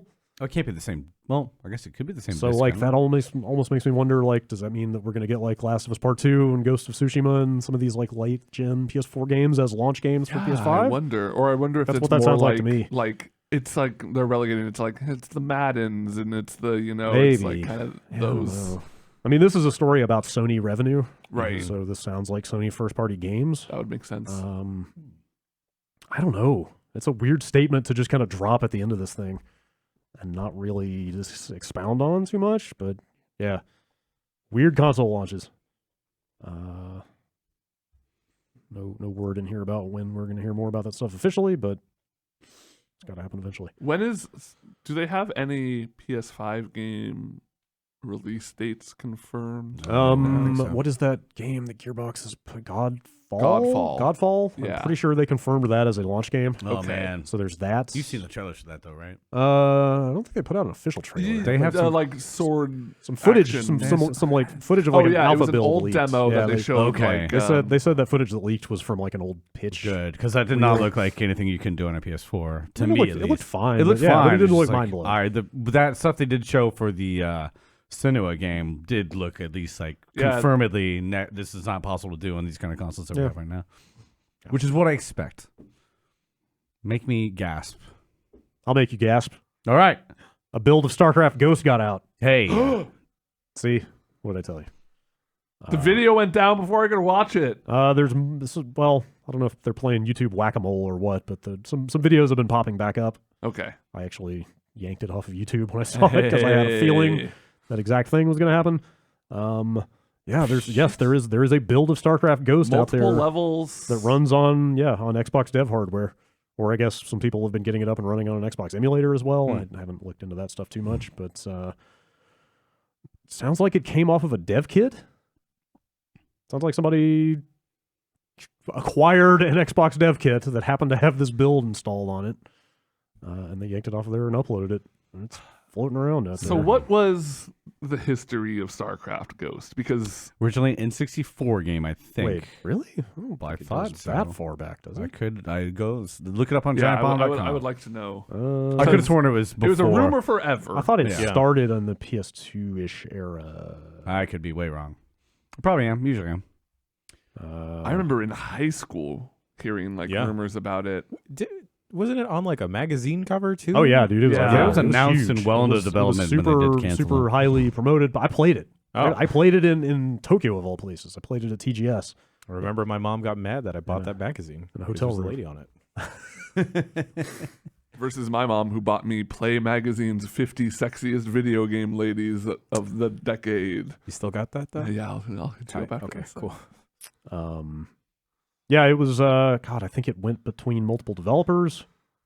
It was definitely the first one that they were doing that was like outsourced to another. Yeah, It wasn't Blizzard themselves. I'm sure they were shepherding the development, but Yeah. there was somebody else working on it. It was a big deal. What was it third person like action? yeah. or, It was just like a third-person shooter Yeah. with starring Nova the Ghost from StarCraft. Right. Looks like Nihilistic was supposed to work on it at one point, or was working on it, but then it moved to Swing and Ape Studios for a while. Studios. That's fun. Makers A of fun name. Metal Arms glitch in the system. Hey! Yeah, there we go. It's a highly underrated gem Yeah. of And that era. And so Blizzard eventually just said, "Hey, this game." Yeah, is that was not- back. That was not back up when to our quality." that was back when they were just very candid about Yeah. like, hey, we're going to cancel this because we don't think it's good enough. Yeah. Like they did the same thing with Warcraft Adventures back, Mhm. well, like maybe a handful of years before Yeah. that, where they were just like trying shit and then very Not publicly- anymore. Publicly just saying, hey, this is not up to our standards. Here's Battle Oh, for and then what Azeroth. was We're not what putting was this out. was it an MMO? The thing that like eventually turned into Overwatch. Yeah, Titan was Titan. their kind of their new MMO successor to World of Warcraft kind of thing. And they just sort of salvaged the shooting part of that and turned it into Overwatch. And hey, that still became one of the biggest games anywhere. Yeah. Yeah, so I don't know if you guys, I guess you didn't get a chance to see that footage. Mm-mm. Yeah, I got yanked down. It is still out there. It doesn't look amazing. It looks like a pretty fucking generic third-person shooter Sorry, is it with a Xbox or with Xbox Zerglings. 360? So I guess they were running it on a 360 Okay. dev kit, but it was made for the original Xbox. This was going to be a PS2 GameCube original right, Xbox right. era game. Maybe that's another thing of GameCube, not Yeah. not N64. Yes. So I don't remember what I played it on. That was a very long time ago. I want to say I got to drive a siege tank Okay. Cool. in the Did you demo I have to stop played. to shoot. There's probably a write-up on GameSpot somewhere from 2004 or 5 I'd like to drive a Vulture. where you can read all about it. I feel like that'd be fun. Drop spider mines all over Yeah. the place. Got high speed. Yeah, this doesn't look super noteworthy if you see the actual footage. Like you just run around, shoot some Zerglings, and like search corpses for health. That's about it. Hey, what's next for StarCraft? They're still putting out commanders and stuff, I think. Yeah, there is a weird little business going around the competitive. Like, yeah, there's like co-op commanders. They put out voice packs, like announcer packs. Like they I'm not going to say they went full Dota, but there's definitely a Dota-ish aspect to a lot of the stuff they've been putting out. With, Okay. like, the voice packs and stuff like that. I actually tried to play through the campaigns not too long ago, and I just got really lost with the Zerg, like the build tree for that thing. I just could not get my hands on. So I just need to go back and do the alien one. What are they called? Protoss. The aliens in StarCraft. Yeah. Protoss campaign is just like full anime. It's don't mind completely it. Could ridiculous. use that right It's now. honestly a pretty fun way for that series to wind down, but I have no idea. Like, I think RTS is like kind of dead again. Yeah. So like, I have no idea what they do with StarCraft. Well, of course, there was that rumor about they were making a Battlefield style multiplayer shooter Okay. last year that got canceled. I'm really curious So- what their Skunkworks is working on because Diablo 4 is their big thing now. Yeah. World of Warcraft is going on forever. Overwatch is Overwatch 2, new yeah, true enough. which will be something. Yeah, it's weird. Weird time for Blizzard Yeah, right now. Anyway, I guess people keep digging into this. It looks like it was just a couple levels from maybe like a trade show demo or something. It's not the full game or anything, but it's modders will complete it. yeah, sure. Definitely they'll make the rest of the last 80% of the game. Someone will make it in dreams. Yes. Dude, I saw this video of a big chunk of Fallout 4 that somebody made in Dreams. Wow. Why? Like the conversation interface and like the What? shooting of the action, like the whole thing. Jeez. Like, it's probably not a big area. Like, it was only a 20-minute video I was watching, so it's probably like a small little like landmass or whatever, but it's kind of Fallout 4. That's pretty cool. Made in Dreams. I saw someone made Naruto Ultimate Ninja Storm Okay. in What? Dreams. Okay. Yeah. See, that piques your They're interest. all my favorite games. Valve put a date on Half-Life Alyx. It's March 23rd. Yeah. Just kind of like, that's the news. That's it. It's That's up there just a couple days away from Doom and Animal Crossing. God, that's like got very crowded all of a sudden. It was on the That's- 20th. That's weird. End of quarter stuff always makes me suspicious, but Valve doesn't really give a shit. Yeah, they about don't have to worry quarters, about that so stuff. I mean, it's probably just gonna be yeah. they just wanted to be agents of chaos and be like, we're going to put it out right at the worst time for everybody else. I don't know. Yeah. Looking forward to that a lot. Yeah, that's 3 days after Doom and Animal Crossing. There haven't been many VR games that make me think, because I don't have a VR setup at home, but like maybe I could stay after work and play that for. Yeah, what do a you few do? You hours. guys have plans? I bought that cheap Windows mixed reality headset a while back, which is like fine. It's not amazing, but I'm kind of glad I have it for this one game. I think we should. I want to set it up here. Yeah, you Yeah. guys just gonna Yeah. check it out in here. Yeah. That's probably the way to go. on I this don't- table? I came very close to buying the Sony headset, but I didn't, and so I think I'm out of VR. Yeah, at for this the point- foreseeable future. At this point, you might as well wait and see where things are going. Yeah, I was curious about that standalone one that we did a quick The look Quest? of. The Quest. Quest, yeah. But I don't know. Jeff didn't sound too thrilled about it after we did that video, so my interest waned. Seems like if you really want in on VR right now, that's probably still the best way to go, All right. if I had to guess. But Well, the other part of this was that a lot of the higher end stuff is sold out. Like a lot Really? of these, like I don't think you can find a Quest right now. I think the one that Valve, The Index. the the Index apparently is really tough to find. tough to find. So, maybe everybody's betting on the next gen stuff being the one that they're already producing now, but I don't know. But it sounds like it's really tough to actually find something high end to play this on. People really like that Half-Life. Hey, I It turns am out. very much looking forward to it. If anybody can make me interested in actually sitting down and playing through the whole VR game, it's probably that. Yeah, I am super curious, if nothing else, just to yeah. see what they've done. I like They've Alex been saying a lot, all too. the right stuff about it too. I like the character. I like. I want to see the prequel to how this Combine city gets built and everything like that. I think it's a fun premise. It's got me kind of wanting to replay Half-Life because I played through 1 and 2 in the episodes in high school, early college, great. and barely remember. Controversial opinion. Good games. I'd still put Half-Life 2 up there in terms of like top shooters of all time for me. Yeah. It's pretty good. It's really good. At the time, It's pretty good. yeah. And I can't imagine they would have announced that date unless they were 1,000% sure they would hit it. I assume so with close. their time frame, that game's probably pretty much locked Yeah, up. that AMA they did a few weeks ago, they pretty much said like, "Hey, it's done. We're just testing and stuff." So, let's see. Was it last week we talked about the GeForce Now stuff? Yes. Yeah. Was that only a week ago? Only a week ago. Time has no meaning these days. That thing when we were talking about it last week, I feel like in the back of my mind I was like, "This sounds so awesome that it's kind of too good to be true." Right? And then sure enough, like 3 days later, Activision Blizzard removed all of their games from it. Yeah. Which I think I want to say was something like 15 games total. I think 20. Or maybe it was 20, somewhere around there. Mm-hmm. But I remember specifically somebody was complaining that they couldn't play World of Warcraft through GeForce Now, which is such a weird edge case. I could see If it. you got like a crummy laptop, if you don't or have a big something. install, I can see it. But it was just like World of Warcraft. I mean, will if run on you're- pretty much anything now. Well, but if you're somewhere with just a tablet, Sure. of course, I mean, you can't play that game with a gamepad. Also, Did who wants they- to play World of Warcraft right now? Whoa! It's okay. Heyo. He can say it. Did they ever come up with any kind of workable like gamepad control scheme for that thing? There have been mods that people have put Okay. together for it, but it's always seemed a little clunky to me. Okay. I mean, Final Fantasy 14, I play with the Giant Bomb free company, and a lot of those people say, like you're playing on a fucking mouse and keyboard? What are you fucking doing? So I only...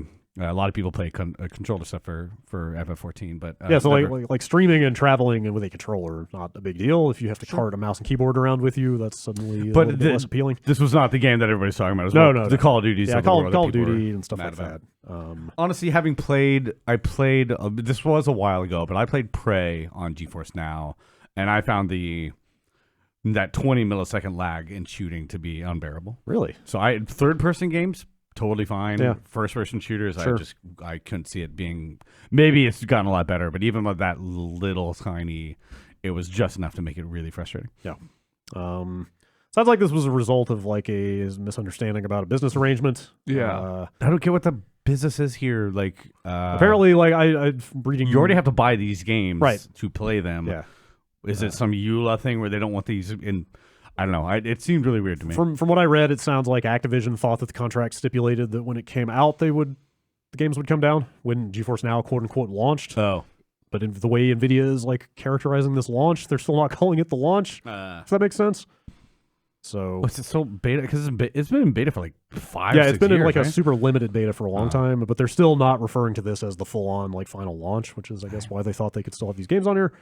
Anyway, whatever. They got out there, Nvidia did again after this happened and said like, hey, we're hoping to iron this out with them and Yeah. get the games back on there, but like And don't worry, we still have like 1,500 games yeah, or but something. there were other companies like who else did they say? I want to say it was Take-Two. I need to log back into that. I haven't done that in a while. There were a couple other companies. Maybe Capcom, I think, was one of them. Yeah, here it is.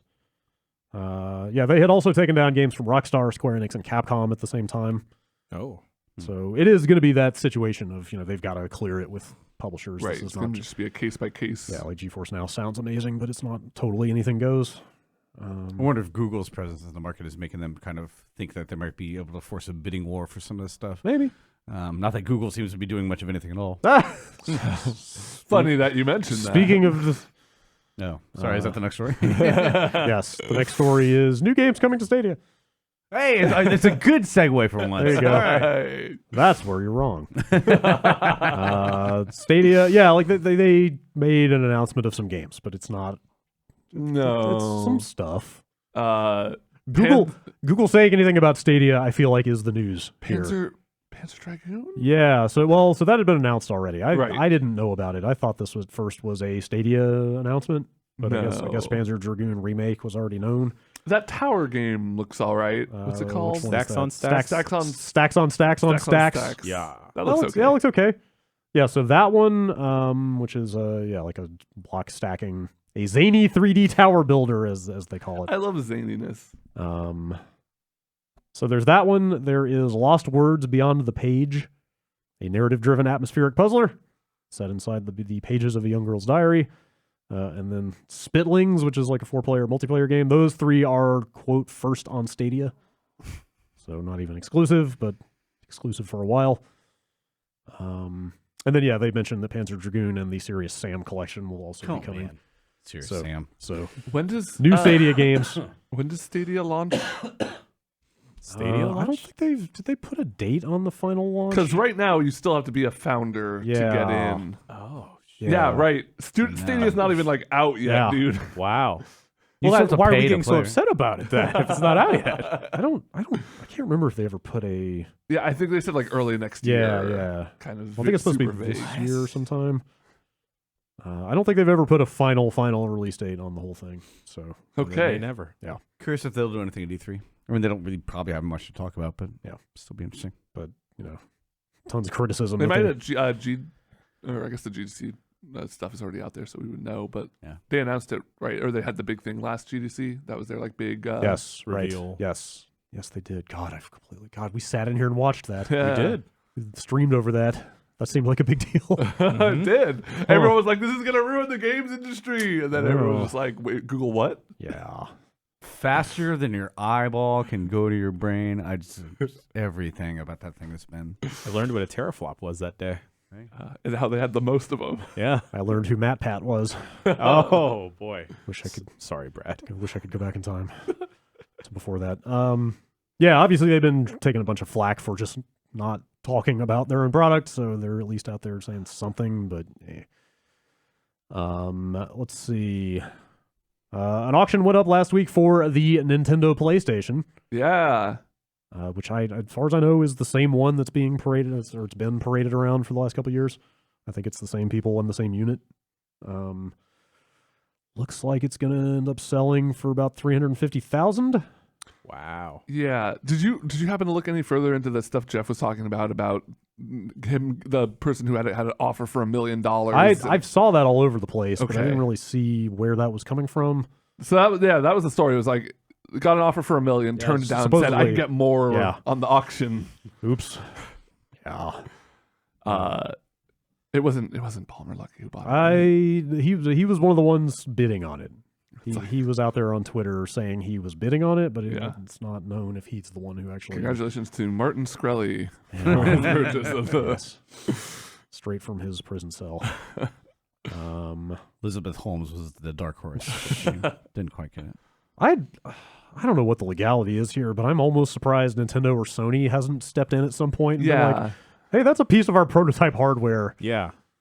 You maybe can't sell that, but I don't know. They don't seem to care.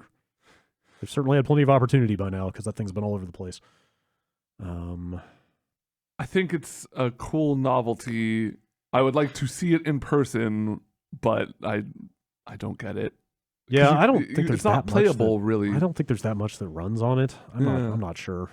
The novelty of a Super Famicom controller that says Sony PlayStation on it is pretty good. But yeah. All right. HQ is dead. Last story. Scott came out on top. Yeah, I'm gonna say. Wow. really- Yeah. I think he's better off. doing his baseball thing. Yes, than he seems happy. Did you guys watch any of that last? I scrubbed through the Holy cow. somebody captured the final HQ show and put it on YouTube. and It I- was broken. skipped They were around. wasted. Yeah, they just were- actively drinking on stream Like the bottles opening- of champagne. the opening shot was just a bottle of champagne on a green screen just sitting there for like 5 minutes before That's they how got you do it. before they Gotta let it breathe. I hadn't watched any HQ since Scott left, so I wasn't familiar with like the new hosts. But they were just if you just close your eyes and imagine millennial and manifested it to like they just 3 did. different people, it would be those 3 people, and they were just wasted and like. Fuck it. What do we do? I don't even remember how to do the show anymore. What's the question? yeah, they super did not give a fuck. It was kind of great. It reminded me of several Stardust I've been in where they're like, it's like, oh, we're like weeks away from losing all our funding. Let's just get drunk. Scott did not mince words on Twitter about this. Holy shit. Oh no. Like as soon as all this news got out there, he was out there on Twitter. He said HQ didn't die of natural causes. It was poisoned with a lethal cocktail of incompetence, arrogance, short-sightedness, and sociopathic delusion. Oh shit. I know the owner fucking. Well, the whole story was that the owner thought he was getting too popular. Scott was getting too popular and Yeah. was overshadowing it, so he fired him. We do not have a promotional deal with Sweet Greens. You could not say that you had a Sweet Green salad. Yeah. He says, saddened to see it finally succumb, sadder still for the good and talented staff abruptly left in the lurch after being gaslit and lied to. And then... Isn't gaslighting and being lied to kind of pretty much synonymous? Like, more or just say less. lied to. He also quoted tweet from the founder of HQ from like 5 years ago, almost 4 years ago, that says, "Don't sell your company," and said, "Don't let him run your company." I'm sure wishing he sold that company. Yeah, this thing went. I'm sure they had some nice offers at one point. Yeah. It seemed like this thing was maybe going to be the biggest thing in the world at one point. Like there was that moment where it was like, dude, this thing is just blown up. Never forget Abby from Brooklyn. That's right. Now here we are. I hear baseball is quite popular. Yeah, America's that number sounds one like- sport. That sounds like a growth market to me. Except for all the cheating. What is he doing now? What's the baseball? He's hosting some baseball show. Like a baseball trivia thing. I'm not sure what network Because like it is. he's like a comedian and Yeah. other like This whole Astros thing has just made me. I didn't have huge amount of interest in baseball. What do they do exactly? They fucking cheated in No, the fucking goddamn fucking World Series. I know, but how? Like, how did they cheat? They had somebody apparently on camera looking at the pitcher signals or the catcher signals, and then banging Whoa. banging on a trash can to sell like the number of bangs. Would They equal come up with their own code?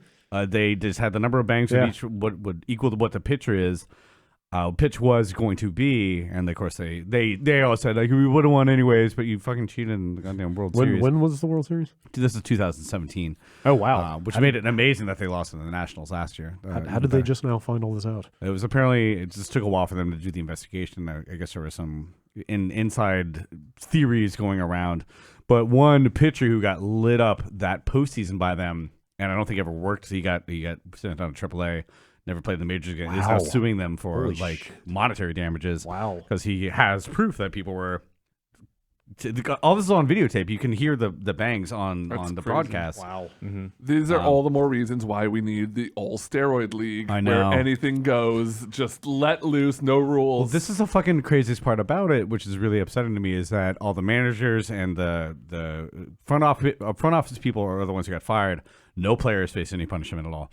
Like no suspensions or anything like that. Yeah, that one's tricky though, because like if it is coming from the coaches, what are you gonna be like as a player going to the World Series? It's hard to like. Some of these people you were can't come definitely- forward because then you're fucking over all the other like your friends on the Sure. team and stuff. Like It's just the whole thing now is that Dusty Baker is the new manager of the Astros, and he's like. He's basically saying Major League Baseball needs to do something, or these guys are going to get hit by a pitch every time they come to the plate, which is very true. Because they're not playing the Dodgers, and sorry for this wild tangent, they're not playing the Dodgers who lost in that World Series, but they're playing every other. A lot of players are like, man, they're going to get fucking plunked, which I can't say they don't deserve it. And their apologies have all been like really half-hearted and shitty. Sorry, this is a long tangent. Well, hey, no, why We're not? a website about Why baseball not? now. Why not lose faith in baseball along with every other American institution? You guys been watching XFL? Yes. I was gonna say, isn't the XFL like the steroid No, it's so league they've that you're really, talking about? turned down the like hyper violence and like encouraging Okay. roid usage. yeah. I think it mostly just football in the off season of the NFL. Okay. I've never gone near XFL, but in my mind they've got like spikes on their shoulder pads and shit. it's like mutant It league just football. sounds like a straight up blood sport. Yeah, so the original like iteration of XFL was like encouraging like grab face masks, like smash someone into the ground. They mic'd them all so you could hear them say like Yeah. fuck. Like so much so that like teams would be going through like their second and third string replacement QBs because like the starting QB would just God. get like beat to hell out of. Yeah. It's interesting. It's not a high quality football game compared to the NFL, but the What's quality I'm sorry, go ahead, Rory.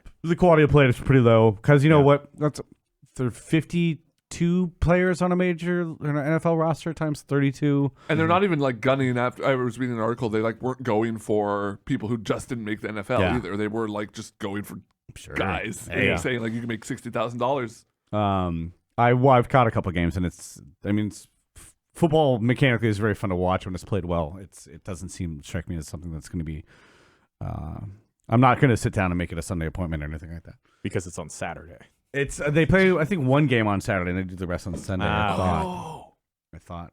The hilarious thing, though, is I think the first person that has attempted a field goal missed, and then as soon as they were walking off the field, they were immediately bombarded with a reporter saying, like, hey, you missed. How does that make you feel? They do like on the field sideline interviews, and you can hear the coaches calling plays. So that if you like audio, it's your dream sport. I thought you were going to say as soon as you missed, like the trapdoor opened up underneath him and he fell into a pit of alligators or something. That's the Vince McMahon is there to beat him up. Speaking of football Sunday, I would watch. Speaking of Sunday, Sunday. we call it Church Day. Myself. I call it Monster Jam Day because I went and saw Monster Trucks. When's the last time any of you guys saw Monster Trucks? Has anyone 5 years ago. Last year. Yeah? Yeah. Okay, well, maybe for Rory. Today, okay. It was loud as Brad, shit. have you gone to a monster? Okay, never. in your mind, what do you think happens at a monster truck show? Big trucks drive over cars and crunch them. There were no cars. Huh. Really? There were no. It's just dirt? They didn't crush any cars. It was like so. There was there's like 16 Was this trucks. at Oakland? Yeah, this was at the baseball stadium in Oakland. It was 3 different events. There was a race where 2 trucks would like race on opposite sides of a court and do 2 jumps, and whoever would do the jumps faster got to move on the heat or whatever. There was a trick competition, which was you got to do 2 tricks or 1 donut. Were there judges holding up like 10s and 9s? Well, no, we were the judges. 'Cause you could vote the using decibel an meter. app. Yeah. and Oh, an slide app? the- Wait, an app? No, sorry, it was a web app. It was a website on my Okay. phone. And he would like slide the thing up, down, up and down. And of course, whenever a truck flipped on its back, everyone was just like, yeah, woo! Like they would get a 10 or whatever just by fucking up. And then like a freestyle competition, which was they had 2 minutes to do as many tricks as they wanted on like the different ramps. Like you do a backflip or a front stand or a back stand. I thought they were gonna crush a bunch of cars. Yeah, when I went last year, they crushed a bunch of cars. They like jumped them and then they smushed them. Man. The one takeaway I had from it was that I had no idea how loud it was going. Yeah. It's insanely we loud. were in the nosebleeds, like up almost all the way, Yeah. and it was still. You can hear very that shit loud. well outside the stadium when they're doing that. Was Bigfoot there? Bigfoot was not there. We learned that Bigfoot is independently owned and operated outside of the Monster Jam consortium. Of course. An Wait, independent contractor. You say consortium? I did. Isn't it consortium? I don't know. Bigfoot got a little too big for his britches. Gravedigger was there, of course. Gravedigger. Everyone went crazy for Gravedigger. My favorite part was like they would show the drivers up there, and every one of them looked like a monster truck driver, exactly as you thought they would Any be. handlebar mustaches? Yes, Okay. two Okay. handlebar Great. mustaches. Great. I was a big fan of Gravedigger coming in, but I gotta say that Bakugan Dragonoid, the truck that looked like a big dragon head, is the new number 1 in my heart. Won the freestyle competition, did a backflip and then a headstand. Hey. Oh, wow. That Thing looks... People were doing backflips and headstands in the Daytona 500 yesterday. I was in a bar and they had it on. The last like half hour of that race was nothing but crashes. One really bad one too. I sound excited. I kind of am, but the guy's in serious but non-life threatening. It was fucking. The one bad crash was definitely just like hit a wall, went up in the air, flipped around, got hit by somebody else as he landed. It looked super scary, but they had already delayed the Daytona 500 by 1 day because of torrential rain. I'm guessing that place was still fucking wet from what I was looking at because they were just nonstop. You know, revenue's racing, but not to the point where people go flying. Right. Skidding is not racing. As someone that did corporate espionage on Monster Jam for one point in my life. What? Yes. There's multiples of every specific truck. Okay, I was And wondering it's like that. it's like a touring circus, and like the Monster Jam has specific agreements with stadiums that they can't allow any other type of car, like monster trucks or destruction derby, with their agreement, because apparently they bring in so much money or people in for Monster Jam. It was pretty damn crowded there. So it's like a whole exclusivity deal. Like you can't welcome any other type of thing. Bigfoot not allowed here. Yeah, like, and that includes motocross stuff too. Oh wow. Yeah. That feels anti-competitive. Yeah, completely. They have the monopoly. Yeah. The big truck monopoly. Yeah. Well, video games. Yeah. That's it for dude. There should be a monster truck game. They've never made a monster. Yeah, I was about to say they've Yeah. never made like just a big old. You can race monster trucks in games. Not since I have an Iron Man Super Off-Road. That feels like it would be a fun fucking game. Just Yeah. doing all tricks and shit Yeah. and trying to make the wheels fly off. But what if Fighting you could drive over Truckosaurus. cars? All All right. right. That's All it. right. I'm calling it into news. I'm not done yet. No, I am done. Can we get a break? Do you have news? No. I'm This, totally this, joking. this strapping Adonis over here is telling me how to run the podcast, and I'm afraid to challenge him. Just being a fussy baby. He's gonna.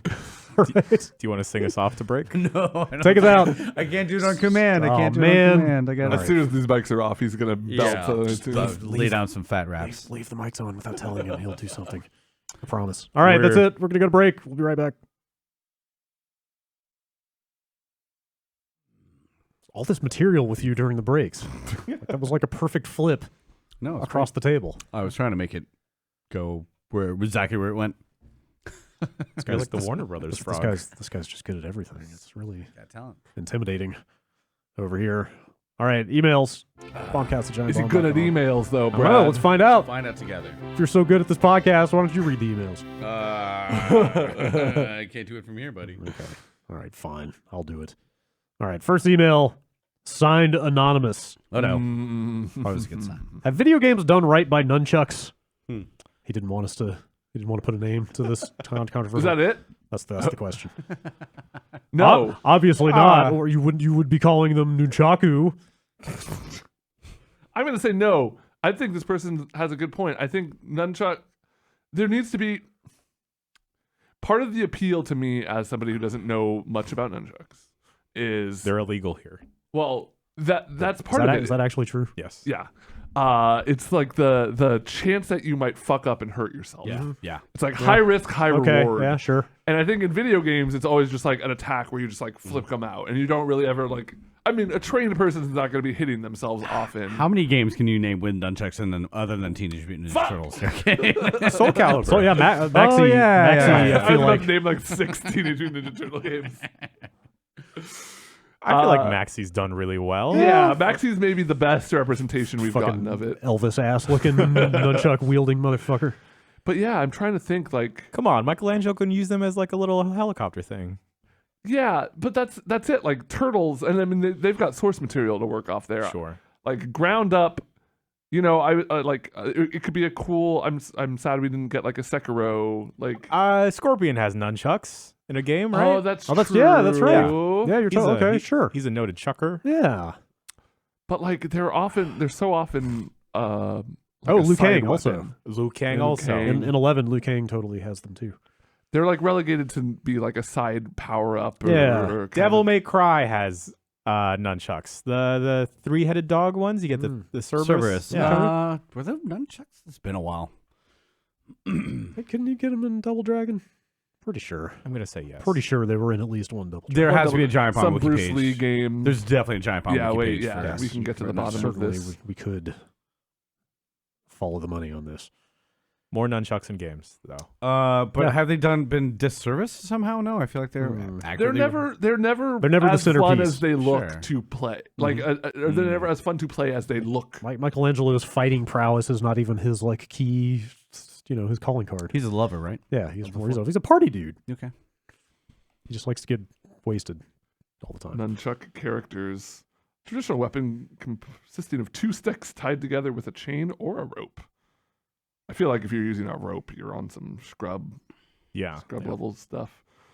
Yeah, most of these are Teenage Mutant Ninja Turtle games. I think they've been perfectly well serviced. No. I'm curious what the context is. Like, I use them on my day-to-day life, and I don't feel like they're been. He's an aficionado.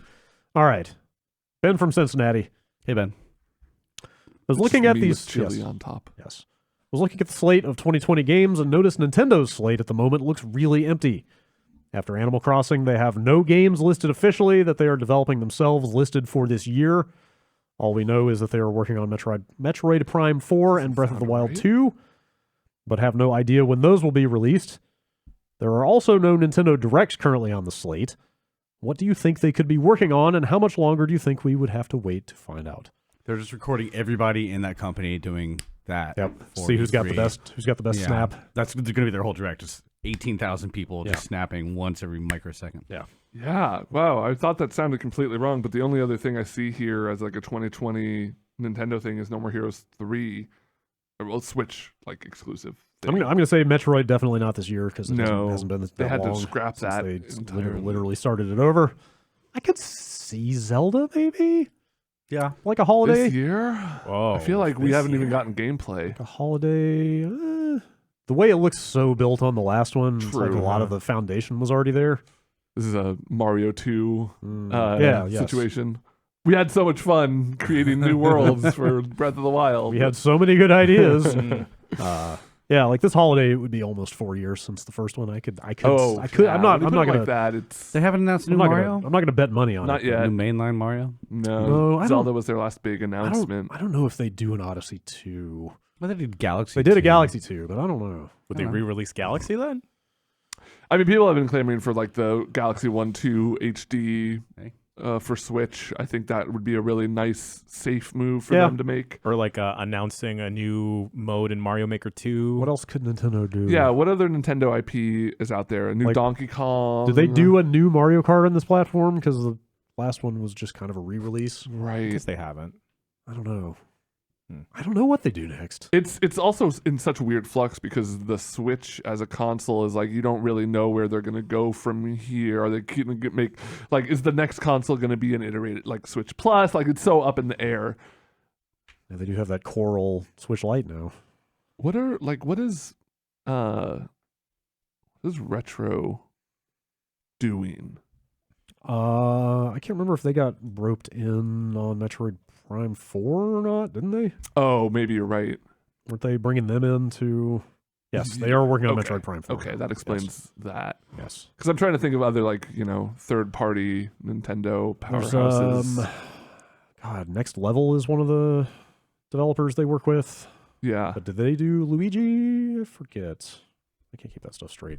there'll be more Smash characters because they're not going to do another Yeah. Smash game ever. It's going to be this one forever. Yeah, I like nothing like jumps to mind when I think like what has Nintendo not done this generation? Pikmin? Maybe. Pikmin 3. All right, you know do what? Like great. that brings me right to this other email that we got Sure. from Matt in Toronto. This is kind of the second half of this question, I guess. Now that the Switch has been out for 3 years, I am baffled that Nintendo has not released ports for some of their older games like Ocarina of Time, Mario 64, Wii Sports, etc. Wii Sports on Switch. That's an interesting one. Back in 2017, I was sure it was going to happen as it seems like such an easy moneymaker. They have their NES and SNES subscription service, but that stuff comes out at a snail's pace. Why do you all think this is? No I idea. don't know. Like they seem Yeah. to they're trickling out Wii U games that nobody seemed to play Right. I mean, onto the Switch, but like I thought like Wind Waker HD was like a shoe-in by now. Yeah, but there's like no totally. sign of stuff like that. Even like the the Ocarina of Time port that came to 3DS was really good. I That- thought that I like, don't know how that would look on a TV, but like it looked all right. yeah, could I see mean, it. I think they could do something like that for the Switch, especially like I would love to be able to play. Like the only way I see myself playing through Ocarina of Time in 2020 is if I could do it on the go, like with the Switch. Sure. Yeah. surprised something like Legend of Zelda, like the Four Swords GBA one. Yeah. Or You know? like here's like the like 2D Zelda classics. Here's like Minish Cap, Oracle of Seasons, and like one Spirit other. Like Tracks. there's so many games like that you just can't really buy. Some of that stuff I'm sure they're holding back for more online service Sure. type stuff. Probably up through Nintendo 64 if I Minish had to Cap guess. also could be awkward because that is Capcom. I don't know how that would work. But- Bayonetta has to come out this year. Oh doesn't right, it? they It's do have been that. That's right, they do have that announced. Yeah. Yeah, that could be a this year game for sure. Okay. 'Cause did they talk about it at all last year? I think it's been a bit since they. I'm not sure. I honestly forgot it was even happening. Right, they announced it and then just kind of like dropped it. Yeah, because then they really The first question when I Google Bayonetta 3, the first question under people also ask is Bayonetta 3 canceled? So I'm gonna say maybe this year. It looks like 2017 is when they announced Bayonetta 3. okay. Late 2017. So it's been a while. Hopefully we'll get something soon. Yeah, I don't know. I would have thought that at least some of the other Wii U stuff like Wind Waker would have come out on the Switch by now. Yeah, but totally. I don't know. Nintendo has its ways and they're mysterious. But Yeah, I've wound up buying so many like PS1 games that for like the Vita that I'd probably do a shit ton or buy a shit ton again. Like GameCube, GBA games if they came out on the Switch. They and stuff. put goddamn Metal Gear Acid 2 on the Switch. I will die. I will die. Are they doing another Octopath Traveler? I want to assemble the Rorie canon of video games at some point. It's Metal Gear Acid 2 is up there, buddy. Metal Gear Acid 2, Mr. Shifty, yep. Path of Exile. Path of Exile. Magic. Well, talk about Magic a lot Yeah, too. probably Magic. WoW. It's like, wow, okay, that's pretty much the pantheon. WoW is right? dropping a little bit. Okay, yeah. No, Metal Gear Acid 2. I have to find a way to play that. That was the trippy one, right? The kind of psychedelic looking Yeah, one. The first one was like pretty drab military. First one was pretty much Metal Gear style, but it was a whole different director. I don't think Kojima was involved very much. But the second one was very colorful, and it fixed all the frame rate problems of the first one. I feel like, didn't I read that he's been like kind of rude toward the Acid games at times? Yeah, I don't think he was because he wasn't involved with them. Yeah, it was all really you were fighting like super evolved gorillas and shit like that. Yeah, I remember I went to It a was super weird. preview event for Acid 2, and I was just like, Acid what 2 the is so fuck good. are you guys doing? God damn it. No. If I could like have my life being presented in like 5-minute chunks where I'm getting cards out of a deck, deciding what I can do, I'd be very happy. It'd appeal to me. Except one, you get nothing but like masturbate, and then I'd be in trouble. It's time for the podcast, Rory. You don't want me in there. Trust me. I built this Not deck the myself. cards. I know what's in it. Oh boy. Next email. Stephen from Seattle. I didn't even actually think about this. With the 1-year anniversary of Apex Legends, Yeah. and the release of Revenant, an old question I have has resurfaced. How is Respawn able to make the edgelords of Apex Legends tolerable?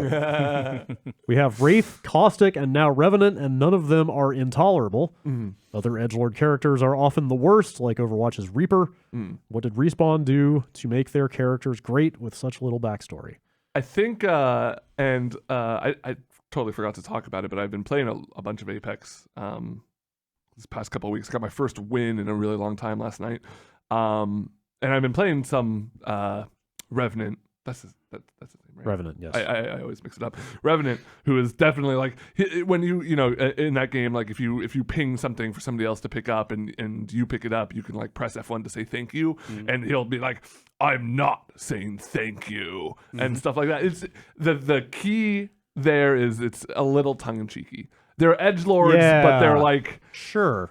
They're like 80s movie villains. Yeah. They're not, like actually trying to like, oh, I'm a mass murderer. Like they know they're ridiculous, kind of. Yeah. Like I feel the same way about Mirage. Like when I went to that preview, the Unveil event, and sat down and saw Mirage in there, like the snap impression was like, oh, he's the pretty boy party guy asshole or whatever. But then he turned out to be like super self-deprecating. Like he totally like undermines that stereotype in a way that's actually really fun. I get that a lot too myself. They're just so over the top that it like is not, you can't take them seriously. Like Revenant's whole thing is he's a zombie robot assassin guy, and he's like, when you pick him, he like crushes this skull in his hand and talks about like one slice from sternum to neck and I'll make him bleed, and just like, you're not scary.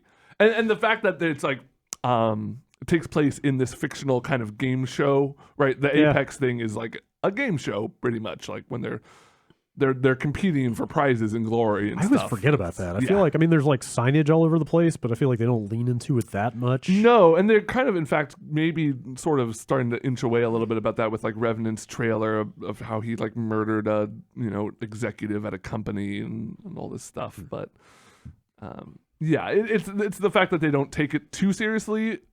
That it's either a little tongue-in-cheeky, like with Revenant, or like super over the top with Caustic. Sure. I feel like Wraith really is just like hella goth, though. Wraith is like a mall top, totally hot topic. Mall goth. Yeah, totally. Greg from Salt Lake City. I was listening to the latest Bombcast while flossing my teeth when my floss broke. I'm torn between trying to continue flossing with one half of the broken floss or getting a whole new piece. Getting a new piece feels like a waste as it won't be flossing all my teeth.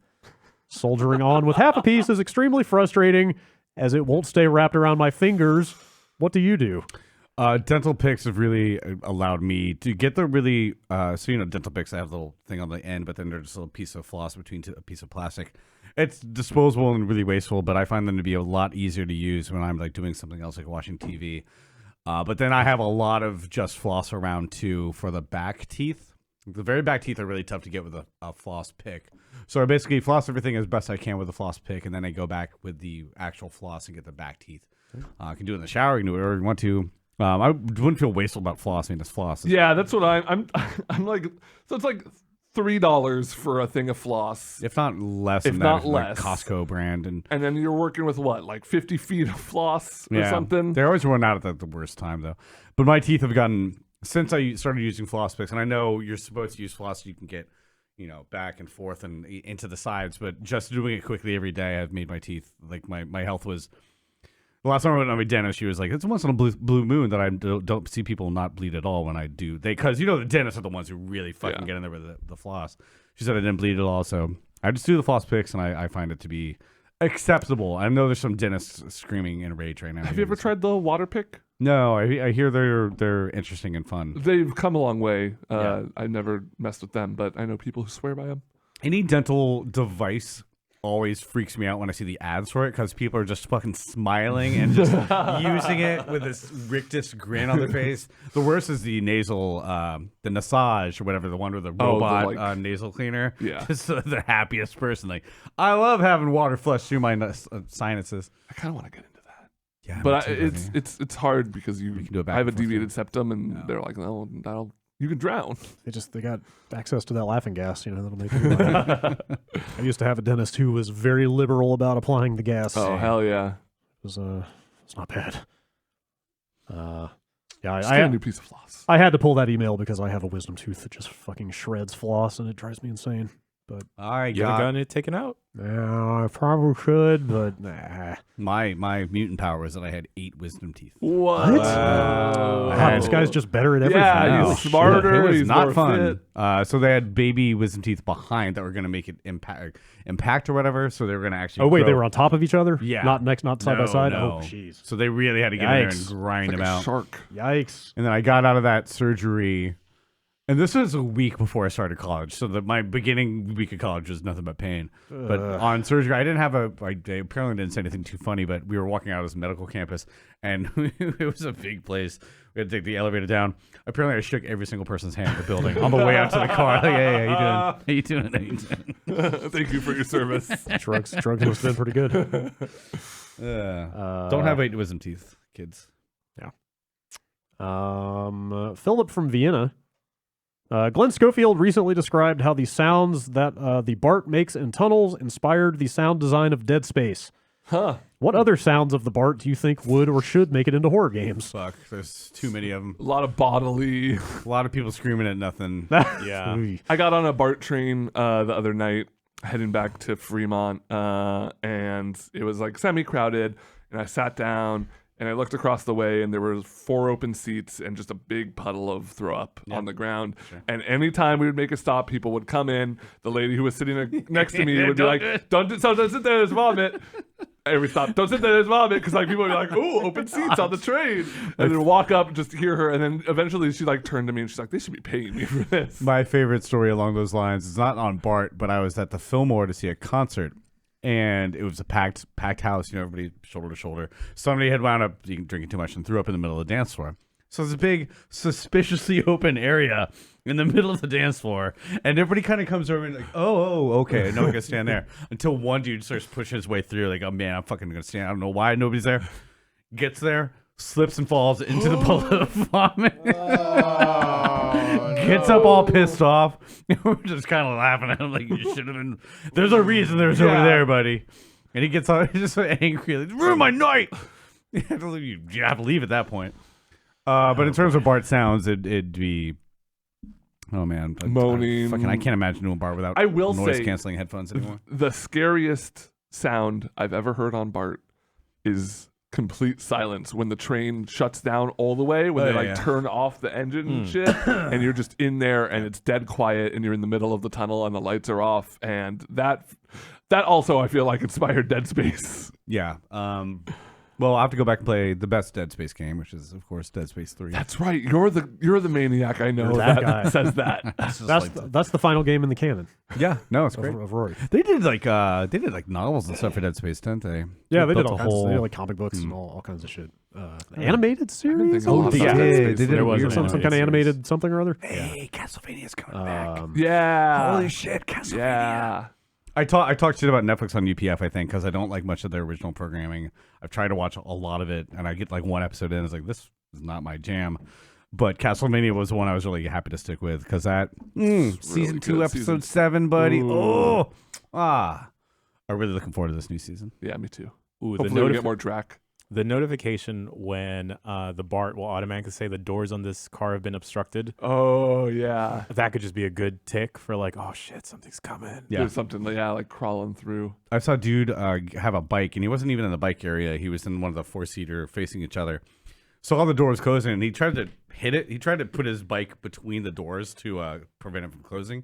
Instead, he hit it as it was closing, and immediately the sign went off. Like the door couldn't open anymore. So we all just fucking had to Oh, yeah. No, like, honestly, 1 out of 10 times I try to go during rush hour. There is some asshole who's trying to force themselves on an obviously full train, and their backpack gets stuck in the doors, and it, like, breaks the doors. And so everyone has to get off the train to wait for another. I'm going to die on BART. I'm fully convinced that. It's either going to be somebody hitting me on a bicycle or a BART like stabbing. Yeah. This would be weirdly ironic. If not ironic, it would be weirdly Hilarious. hilarious if it actually does happen today. Maybe it's you. Maybe it's me. Oh my god. Maybe it'll be you stabbing just to make it real. There's just something about the howl when the trains are flying through the tunnel. Yeah. Even the regular BART noise is just like Yeah. kind of creepy in some Yeah, way. it's the new Especially trains when are a you're little bit underground. better, but man. Under the bay. All right. Evan from Naples, Florida. Is Groundhog Day a roguelike? Does he rogue? It's a roguelite. Okay. No, he yeah, doesn't- because he does gain skills. He retains all of his experience Yeah. every time he starts over. Um, So yeah, no, it's not a roguelike. Come on. But it's also not randomly generated I either. suppose that's true. Actually. Which would that's a tricky one, because I mean, like, you could debate forever what makes a rogue light or a rogue like or whatever, but well, they have. I feel like as far as movies go, it's like that what's the actual name of Live Die Repeat? Edge of Tomorrow Edge of Tomorrow is a rogue light. Yes. Yeah, I would say so. That was based on video games. The original manga was based on video games. Yeah. So, I keep on hearing rumors that they might make a sequel to that, but I heard that to at Galaxy's Edge, what's it called? Edge of Tomorrow. Edge of Tomorrow. I honestly remember that movie as Live Die Repeat, which I Yeah. loved so much as a title. well, because originally it was Edge of Tomorrow, then they changed it after it came For out on worldwide, Because yeah. you know somebody in the marketing team, the same thing they did with Harley Quinn or Birds of Prey. Because Birds of Prey came out and didn't do great the opening weekend, they immediately changed it to Harley Quinn.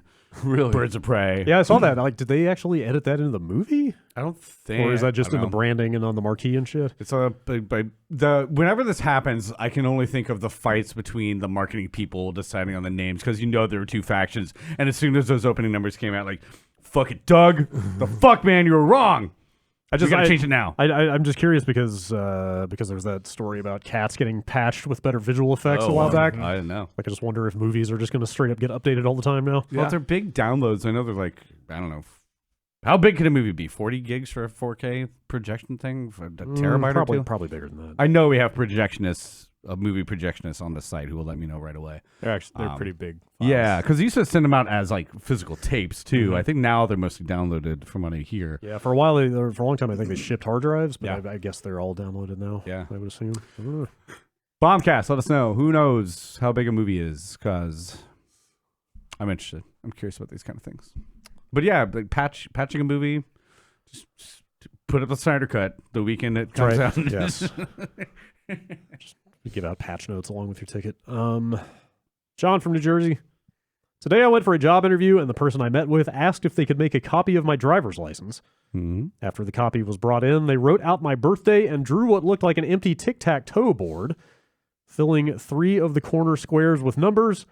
I was then given a rundown of all the things they had learned about me according to the principles of numerology. Wait, this is a job interview? Oh. You can imagine my surprise when the president of an engineering firm was explaining to me all of these characteristics that the numbers had communicated to him.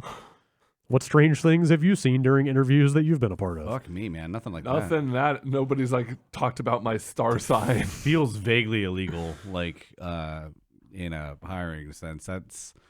Whew. I don't Sorry, even no- know. No Pisces is here. I'm sorry. I don't think I've ever. I don't know the first thing about numerology. Is it like the numbers in your birthday? Like It's what the is? number of. It's whatever you want it to be, as far as I can That's tell. probably actually Basically, that's yeah. the right answer.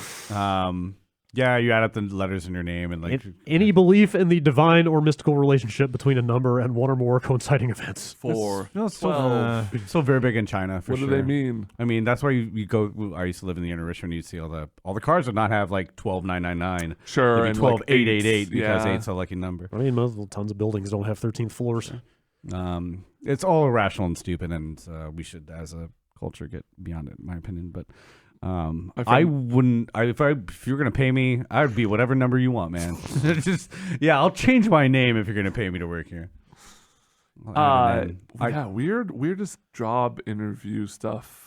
They've all been fairly straightforward for me. The new thing is that they'll have. I think Amazon actually bought this company where you are not with anybody. You just sit down in front of your computer and a webcam, and they read questions, and you read your answers to them into the camera. I forget the name of this company. I had to do that. Yeah, it's here.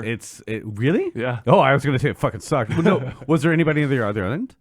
Anybody what? On the other end? No, it was just straight up like record yourself talking, didn't realize answering. It was like And they questions. do facial analysis and like Oh. yeah, that's the other flip side about it. I like shaved and then like You dressed should. up and cut Well, myself shaving, so I had to like have an awkward bandage. The weirdly like all the facial recognition algorithms are like racist and Oh, yeah. and super like not scientific at Oh, so all. that's why I got the job. But now we're putting our hands of interviews into the the Skynet. Yeah. I had one of those and I got to that point of the interview process and I just said no. I didn't do it at all. I think I'd rather not because I'm really good at it. I interview super well because I'm personable and handsome and incredibly well We've built. established all Smart. this. But I'm really good at humble. interviews. And I don't think I think my A robot's not going to a think you're robot's good not at gonna be, interviews. or maybe it'd be like, man, he'd be making a good robot in the coming wars. That's the weird thing. I'm trying to think of like one-on-one physical human interviews that I've had. I think bad the funniest times with, thing- but nothing really comes to mind. That I've happened during an interview was here where Jeff sat down to interview me and had a fat Oculus face print from a headset all around because he had just finished a VR rodeo and just like trying to like maintain eye contact and like sit up straight and talk, and it just has this like huge like rubber band mark around his face. I will say for Obsidian, I had to go through multiple big rooms of people. It was like groups of 8 and maybe like 4 or 5 of those, and then lunch with all the founders. And I was coming down, as a wise I do, I wear a suit and tie, or I had a suit jacket on. I thought about it at the hotel, and I was like, I should probably dish that. So I wore a shirt and tie, and apparently it was so bizarre to those people down there. One person actually wrote down wearing a tie on his notes of the interview. Wow. Who is this stiff? But it was from a marketing PR position. Like at least try to dress up. Yeah, that was a fun one. All right. John from the Philippines. Hey, John. Hey, Kababayan. I found myself digging out my PS2 and firing up an old favorite, Tony Hawk Pro Skater 4, and a game I had previously overlooked, Silent Hill 4: The Room, which may now be my favorite entry in the franchise, due to a pretty rough start in the year. This got me thinking, when you want to play games for comfort, is there a particular generation of console you find yourself going back to? And if so, A, what is your go-to game, and B, an overlooked title that you would like to spend more time on? Ooh, PS2. East Coast is actually playing it right now. Def Jam Fight for New York. Oh, Yeah. that's your comfort game? Yes. Okay. Yes. All right. Or maybe like Final Fantasy Tactics Advance on the GBA. Okay. Yeah. So like an early 2000s kind of window for you? Yeah. I think that's when I had like the most time to play games. Okay. Definitely goes Super Nintendo, Kirby Superstar. Super Mario World, just a lot of the classic. Honestly, like half of the games on the Super Nintendo collection for Switch are some of my big comfort games. And even more recently, if I just want to chill and play a video game, it's been Dead Cells for the past couple months, and I feel like that one's gonna be on and off in my life for the next decade. I love that game so much. The new expansion's really fun. Excuse me. It's definitely Super Nintendo for me. I don't have Just like anything. No, sorry, go. Thanks. No. Sorry. No, I totally please, ignored. please. I thought, okay. Sorry. I didn't mean to know. We're going got? clockwise, I Rory. know, I know, Do I not ruin the sanctity of the podcast table. It's actually it was actually like the anticipating the Super Nintendo for me, like all the Super Famicom spreads and Nintendo Power. Like thinking back on that stuff, miss Nintendo for Power. whatever weird reason, is like a happy. I don't know, just like the color scheme, the little 4-color face button thing, and the look at the console and everything. You still have one hooked up, like What? the actual? No. No. Give it's the mini. No, but I bought a Super Famicom my first trip to Japan wow. for $8 because I was just like, I need to have one of these. in my Now house. I don't have anything older than a PS4. Wow, Hooked up. really? I Just Yeah, toss I your don't stuff? either. Yeah. Oh wait, hooked up or like in your possession? I don't think I even You have just a. got rid of it all. Yeah, I don't really keep. I usually hand them off to friends, kids, and stuff like that. There's a thing called a PC now. You can play anything you want all the time. I guess Yeah, that's true. That's kind of where I'm at. I don't really get. I don't play games for comfort so much because I'm just naturally happy. So I don't know. Yes, we know. You're better than the rest of us. We get it. I'm trying not to rub it in. This is from Okta on the forums. Yeah. If you had the powers in Return of the Obra Dinn, what mystery would you want to solve? It doesn't have to be a murder. I don't know what it says about me, but even after I read this, all I could think of were murders. Well, right, because the power is you relive somebody's Sort of death. like reconstructing, well, or more generally, just reconstructing a sequence of events, right? Yeah, but it starts with you like looking at their corpse and then working backwards, right? I've never played it. Yeah, I'm pretty sure it's all like you touch a skeleton and then you see their last moments, and you can walk around and like interact with it. Well, this says doesn't have to be a murder, so could be anything. But I still. Well, I'm just trying to figure out what the powers still are. like JFK is still the first thing that came to mind. What happened at Roanoke? That's what I'm curious about. Okay, that's There not a you go. bad Okay. one. Classic. That's pretty good. American mystery. Yeah. The Zodiac Killer also came to mind Sure. because yeah. seems like that will probably never be solved at this point. Jack the Ripper. I'm trying Who to really think. wrote those Shakespeare plays? Let's figure that one out. What are there's too many real life conspiracies going on for me to think more about old conspiracy theories. I'm like, I have no place in my brain left for good old fashioned like Histories, big, mysteries. Yeah. Now that real shit is happening all the time. Yeah. Yeah. All right then. Oh, I'd want to figure out who stole my 3DS at that one coffee shop. That one Yeah. time. Okay. There we go. Okay. Oh, who broke into my fucking car last Oh, week? yeah. Hey, Oh, find shit. this asshole. Yeah, that's a good. Did you? Who stole- How did you make out? Anything too valuable? I just keep trashing my car, so Okay. it was just a broken window. Oh, really? Yeah. That's Nothing. so expensive, though. Yeah. Wow. So they not only broke like the regular my back window, but they also broke like the small one too. Yeah. And that's more expensive Yeah. to fix than the other one. That just sucks. happened to us. Yeah. Was it just like malicious vandalism? You think Yeah. they weren't even like looking for anything? It could have been a scorned X for all I know. Man. No, you got a lot of those. Oh, just 2. Okay.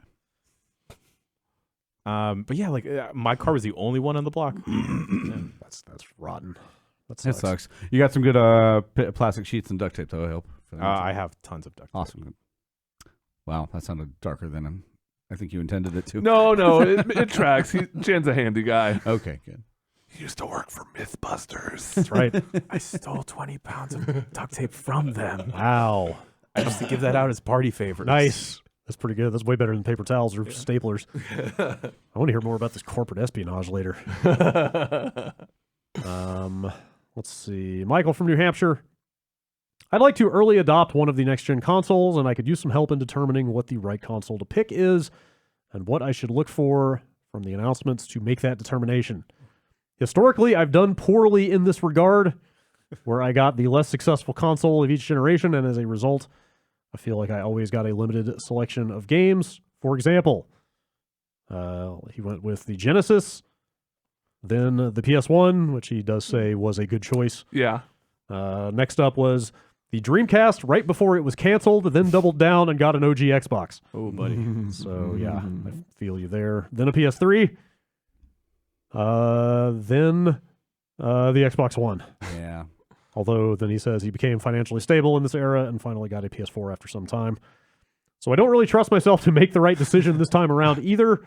So what should I look for? How do I read the tea leaves? And ideally get the system that will give me the best legs, knowing I shouldn't just waste money on games willy-nilly. Yeah, they don't mention if they have a PC. No. So let's assume that they guess don't. no. Yeah. I'm going to say it Man. determines on... I know exclusives are like slowly becoming less of a thing, but I mean, Last of Us isn't going to pop up on No. an Xbox. Yeah, anytime and like it soon. sounds like these machines are going to be very similar to each other. Yeah. So Yeah, that's a tough one right now. It's right now. It really feels like a coin flip of which of these consoles is Kinda. going to be bigger. I don't see Yeah. how anybody. I mean, for me personally, the PS5 is the only solution because I can't see I'm not a Halo guy, but everything else they have, Horizon 2, Spider-Man, whatever, all those games, God of War. Yeah, missing out on that. Sony, I think, has had way stronger exclusives this Yeah, generation. probably. But I also feel like Game Pass is like such a huge argument in favor of an Xbox now. Yeah. That's true for quantity versus quality. I suppose is Like one of the issues. The PlayStation Plus free games cannot compare Sure. to what they're offering over there. Yeah. So, We will know Well, more. if later they this had an OG Xbox and an Xbox One yes. and a PS3, Oh. PS3 and PS4. 4. Yeah. So backwards compatibility is not really going to factor in because they hit like PS2 is really the only big important gap, I would say, Yeah. or like 360. So it's one on each end. Good Switch. Yeah, Switch might be nice. Honestly, at this point, I think the Switch is one of the like, just in terms of the features of the console itself and the library of good games on it. I think it's like one of the best consoles that's ever been out there. But if you already have one or you're not interested, my gut says Xbox has a lot to prove right now, and between Game Pass, the fact that they've been a little more open, and I mean, those two things combined makes me think that they might have a stronger showing, at least in like year one. Sony has the exclusives lined up. So if that's really your like only kind of key determining factor, I might lean towards them. Yeah. It's kind of, it's tough to call right now, honestly. I think it really does just come down to like launch lineup and pricing, assuming there's even any difference there. Yeah. All right. A couple more emails. James in Pasadena. I've been playing the last Tomb Raider game, and after being eaten by piranhas, it occurred to me I don't think I've ever played a good underwater level. Is there such a thing? Can there be such a thing? Why do people keep making them? I would say the key part to an underwater level is that you have to move like you're on land, because the worst part of it is always going super slow. Yes. Yeah. So that basically makes it not an underwater level at all, but it's the only way to make them bearable. I fucking hate the Sonic the Hedgehog model. I hate breathing mechanics underwater. They're the worst. WoW got rid of that over time. Like it used to be like, you remember playing WoW early on, Yeah. you could get 30 seconds and it became like 3 minutes, so it doesn't matter at all. Yeah. But yeah, over time, all underwater levels have evolved to become less and less onerous. So The Donkey Kong Country underwater levels have incredible music, and if you find the swordfish friend to ride around, it becomes fun. I have fond memories of those. Super Mario Land, you get that submarine. Yeah. That's not so bad. I will say, having played a bunch of Mario 2 recently, the real one, there is a certain frantic desperation to those underwater Mario levels in the first couple especially when games. you're fighting against the current. Yeah. And the squid And everywhere. you just feel like you're just barely in control of what you're doing, and there's all these near misses. I don't like it, but there's something to it. what I do hate are those Tomb Raider-esque things where you're going from pocket of air to pocket of air, and you just barely have enough time to get to the next one. If you take a wrong turn, you die and start over. Those are no fun at all. Yeah. All right.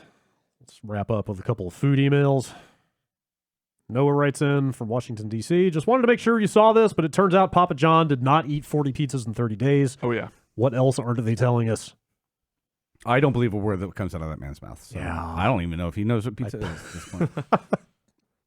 I would buy that.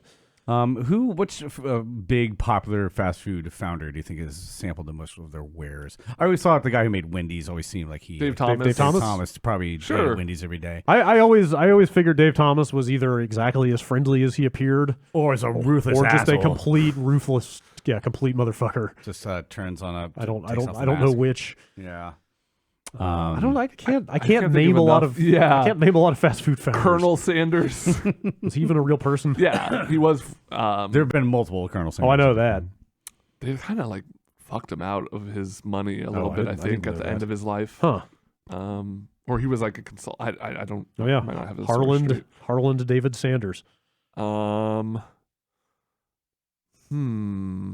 I like to believe the lady in the Popeyes commercials is the CEO of Popeyes, even though I know she's not. No. But then that was destroyed when I saw her in another commercial. Oh, no. Maybe she's just a serial entrepreneur. Yeah, it could be. There you go. That's your Popeyes headcanon. Popeyes is so good. All right. Carl from Christchurch, New Zealand. Mm-hmm. Hearing you talk about various pizza chains, I thought that I should tell you the state of pizza in New Zealand. Ooh. The three dominant players are Pizza Hut and Domino's, along with a local player.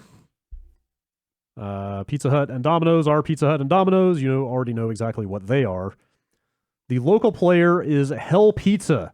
Yeah. The upmarket competitor. In Christchurch? Yeah. Hell Pizza? Can you get a Yes. pizza for $6.66? They run their marketing on better pizza than the competition, which is true, but not worth the $19 for a meat lovers when Pizza Hut goes for half of that. Yeah. Oof. They're also big into mid-aughts gimmicky marketing nonsense, like giving away 170,000 condoms to market a pizza, which ended up getting thrown out for not meeting packaging laws, although he doesn't specify he's talking about Would you fuck the pizza? the pizza or the condoms on the packaging laws there. And having dead celebrities dancing on headstones. Oh. What? They've mostly stopped with that. Now they're just getting fined for false advertising for selling meat lovers pizzas with fake meat and not telling anyone. That's messed up. Yeah, this is Also, I looked up their website earlier, and it's about as stupid as you would expect it to be. They're advertising the Splatterfest platter. Yeah. The whole website just looks like fucking Halloween. There's like spiders and cobwebs all over everything. Some of their taglines. Find out what the hell you're eating. Responsibly creating hell on earth, which I think is a segment about their sustainability. Oh, boy. We cater for sinners of all kinds. So, and here's the Satan Slider promo. So, yeah, great. Slider's good. In 2009, Hell Pizza owner Warren Powell verbally pledged to pay all proceeds from a Hell takeaway van at Big Night in a telethon to the charity Kids Can, about $10,000 New Zealand. Julie Nelson, chief executive of the charity, said, quote, "After seeing reports that some of the money raised was failing to reach needy children, Powell reneged on the deal completely." Great. Cool. Good stuff. They got hacked and 230,000 people got doxxed. There's just the controversies tab on their Wikipedia thing is longer than their history tab. Good stuff. It's the sound of a good article, though, or an interesting life. I mean, it's called Pizza Hell. Like, I don't know what people are expecting. All right. Man, I want pizza. I think I have our last email. I think I have an actual answer for your question. Please. Max from San Francisco. Just thought you would want to know that Sonic Drive-In is very into tater tots. I worked for them as a consultant, and when I left, they gave me a high-quality enamel pin of a tater tot. Also, there is a painting of the president of the company rendered as an anthropomorphized tater tot on a wall in their corporate headquarters. Who is a fan of tater tots at this point in our lives? I like tater tots. I like tater tots. I don't hate them, but How I do you don't. not like tater tots? Yeah, you're the only one. I'm just not fried potatoes. Like, I'm not a hash brown person. I'm not What? Oh, Dude, how's this even possible? I mean, how else is he going to maintain that physique? I guess that's true. Carbs, man. You got to cut down a little bit. Shocking revelations here at the end of the Bombcast. Yes. I apologize if I came on a little strong today. I love hash Yes. browns. I'm sorry, buddy. You're wrong. Is a tater tot just a tiny hash brown, or is there something else? No, there's there? more meat. Formed. There's more meat in those bones. You've had tachos before, though, right? Yeah. Like Dr. Tachos. Teeth or something. Yep. It's an impressive amount of food for like the price, but it's just like a little too much. I'd rather just have like guacamole. Sweet potato tots. You know what else I don't like? Sour cream. I could see it. This is the sound of me shaking my head. I'm going to say a little bit of sour cream goes a very long way. Sin crema is what I order with my burritos. Con crema. No mas. Moss. I've tried in vain to find a picture of this painting of a human tater tot. You just go to DeviantArt and look it up. You'll find more than you can Like bear. an No, I think anamorph you- of somebody. I think you got to pay into a Patreon for something that specific. All right. Sonic has a tater tot. All right. Thank you to Matt Rorie for being here. Thank you for having me. Thank you Look for more Wolcen this week. We'll do some more stuff with that. Yes, you guys will gonna check that out. Plumb the depth. Yeah, there's a couple other games we'll check on. Mm-hmm. Jeff is on assignment this week, so no after show. No, but You we're guys going will to be doing, recording something else It's called At the Movies. directly after this. Sure. I think you introduced it as Giant Bomb Goes to the Movies. That's what we're calling it. Yeah, so look for that on the Giant Bomb Presents feed. Yeah. Your kind of catch-all for our more experimental shows, and there might be some more stuff going up there within the next couple of weeks. So All right. check it out, subscribe. Keep an eye out. And yeah, we've got some other stuff. I was out seeing out and about some hot unreleased video game stuff that will be forthcoming.